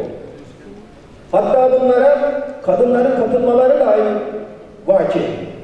Yakın zamanlara kadar 15. 16. hatta 17. 18. yüzyıla kadar Toroslarda beyler ve beylerin hanımları, yörük kadınları bu harp talimlerini yapıyorlardı. Kaynaklar bunları söylüyor bize. Kaynaklarda bunlar var. Netice itibariyle değerli dostlar, konar göçerlikten yerleşikliğe, yani kaynaklarda söylenen şekliyle yatıklığa adım atmak, günümüz açısından veyahut da zamanımızın şartlarına göre değerlendirildiğinde belki müsbet bir gelişme olarak düşünülebilirse de eski ve orta çağların vaziyeti göz önüne alınınca bunun pek faydalı olmadığı da anlaşılıyor. Neden? Bugün tartışma yapılıyor özellikle sosyologlar, Türkologlar arasında değil mi? Niye yerleşikliğe geçmedik, niye konar göçer olarak yaşadık diye. Yalnızca toprağa bağlı olarak yaşamak, eski çağlarda, orta çağlarda en önemli geçim kaynağı olarak da ziraat ile ticaretin öne çıkması Türklere bir ayrıcalık sağlamazdı. Ve nitekim de sağlamadığını, Uygur devletinin nasıl yıkıldığını görerek biz tarihte müşahede ettik. Yine tekrar özür diliyorum, çok hızlı bir şekilde özetlemeye çalıştım konumuzu. Beni sabırla dinlediğiniz için hepinize saygı ve selamlarımı sunuyorum. Teşekkür ederim. Değerli izleyenlerimiz, çalıştayımız bütün yoğunluğuyla devam ederken çalıştayımıza çok değerli isimler katıldılar. Bir federasyon başkanımız var. Hemen kendisine hoş geldiniz diyoruz. Yolcu Bilginç. Hoş geldiniz hocam. Merhaba arkadaşlar, kolay gelsin, iyi yayınlar diliyoruz. Tahtacı Kültür Dernekleri Federasyonu'nun genel başkanlığını yapmaktayım. Asıl işim müzik tabii, halk müziği. İzmir'den katılıyoruz. Federasyonumuzun genel merkezi İzmir'de. Mersin, Antalya, Denizli, İzmir ve Balıkesir'deki derneklerimizin oluşturduğu yaklaşık 37 şubemizle beraber federasyonumuz bir yılı aşkın bir süredir faaliyette. İlk defa bugün üçüncüsü yapılıyor ama Yörük Türkmen çalıştayına ilk defa davet edildik, geldik. İyi ki de gelmişiz. Tahtacıların çünkü iki ana omurgası vardır. Biri Türkmendir. Türkmen kültürü baskındır ve Alevilik. İnanç olarak da Anadolu Aleviliğini benimsemiş bir topluluktur. Biz Türkmenlerden, Yörüklerden koptuğumuz anda birçok şey kaybediyoruz. Ama bir özelliğimiz de var. Dağ başlarında aşağılara inmeden kendi içimizde kapalı bir toplum olarak yaşadığımız için de öz kültürümüzü muhafaza edebilmiş ender topluluklardan biriyiz. İyi ki geldik. Tanışıyoruz buradaki Anadolu'nun birçok yerinden, hem dernek kurmuş insanlarımızla, büyüklerimizle. Kendimizi bulacağız herhalde, bir yere açılacak. Çok mutlu olduk. Bundan sonra hep varız bu işin içinde de. Tahtacı olarak bulunacağız. Misyon olarak yüklendiğiniz sorumluluk gerçekten çok önemli. Çünkü bir kitleye hakimsiniz ve onların kültürünü, yaşadığınız kültürü en iyi şekilde aktarmak durumundasınız. Onlar çok önemli. Ama sizin çok farklı özellikleriniz de var. Aynı zamanda İzmir'de Büyükşehir Belediyesi'nde bir koronuz var. Kaç yıldır oradasınız hocam? 12 yıldır zaten İzmir Büyükşehir Belediyesi'nde ilk defa halk müziği korosu kurulmuş. Benim dilekçemle başlamış. Daha öncesinde tarihinde yok. Anadolu'nun her tarafından göçler, iç göçleri almakla beraber İzmir bir mozaik oldu. Halk müziği korosunun kurulması da isabet oldu. 12 yıldır başında ben bulunmaktayım. Bizden sonra da arkadaşlar devam edecektir. Bayrağı daha da büyütüp gideceğiz. O zaman şöyle diyelim, saz var, söz var, yolcu Bilginç var, yolumuzu yola edelim, bir türkü dinleyelim, ne dersiniz? Eyvallah. Tahtacılar adına burada olduğumuz için ben yine tahtacı kültürünü yansıtan bir küçük bozlak, bizim yakma dediğimiz ve peşinden de hemen bir tahtacı samağı ile ben buraya bir renk katmış olayım. Lütfen buyurun efendim.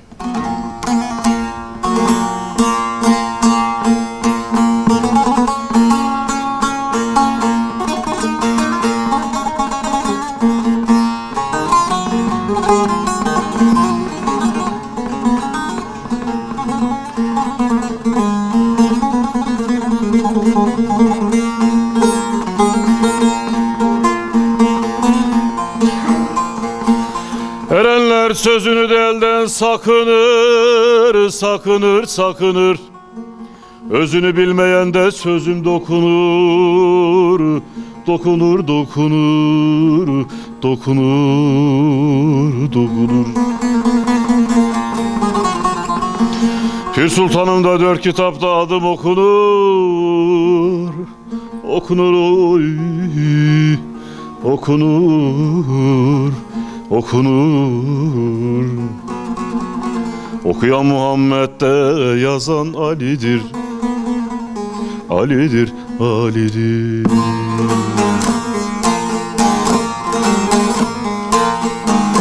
Sevgili izleyenlerimiz, çalıştayımız bütün yoğunluğuyla devam ederken ufacık bir ara verildi ve bu arada da biz Antalya Yörükler Derneği Yönetim Kurulu üyesi Halil hocamızı yakaladık. Hoş geldiniz efendim. Teşekkür ederim. Bu çalışmayı yaparken hakikaten yönetim kurulu olarak özellikle Abdullah Duman'ın bir yıldır projesi, planlaması, arkadaşların hepsinin Abdullah Duman'ın arkasında olması ve planlamanın arkasında, bu tür çalışmaların arkasında iyi bir sekreterya lazım. Bu sekreterya da Feyza ciddi bir şekilde derneğimize katkı sağlıyor. Yörükler dediğimiz zaman geçmişte entelektüel altyapının olmadığı, daha çok hakikaten konar göçer olan, bilgi üretiminden uzak, sıkıntılı yaşayan bir kesimdi Yörükler. Ama şu anda Yörükler entelektüel altyapısı olan, siyasi yaptırım gücü olan, iktisadi anlamda üretim kabiliyeti olan, aynı zamanda akademik anlamda ciddi bir şekilde gücü olan bir kesim oldu Yörüklük.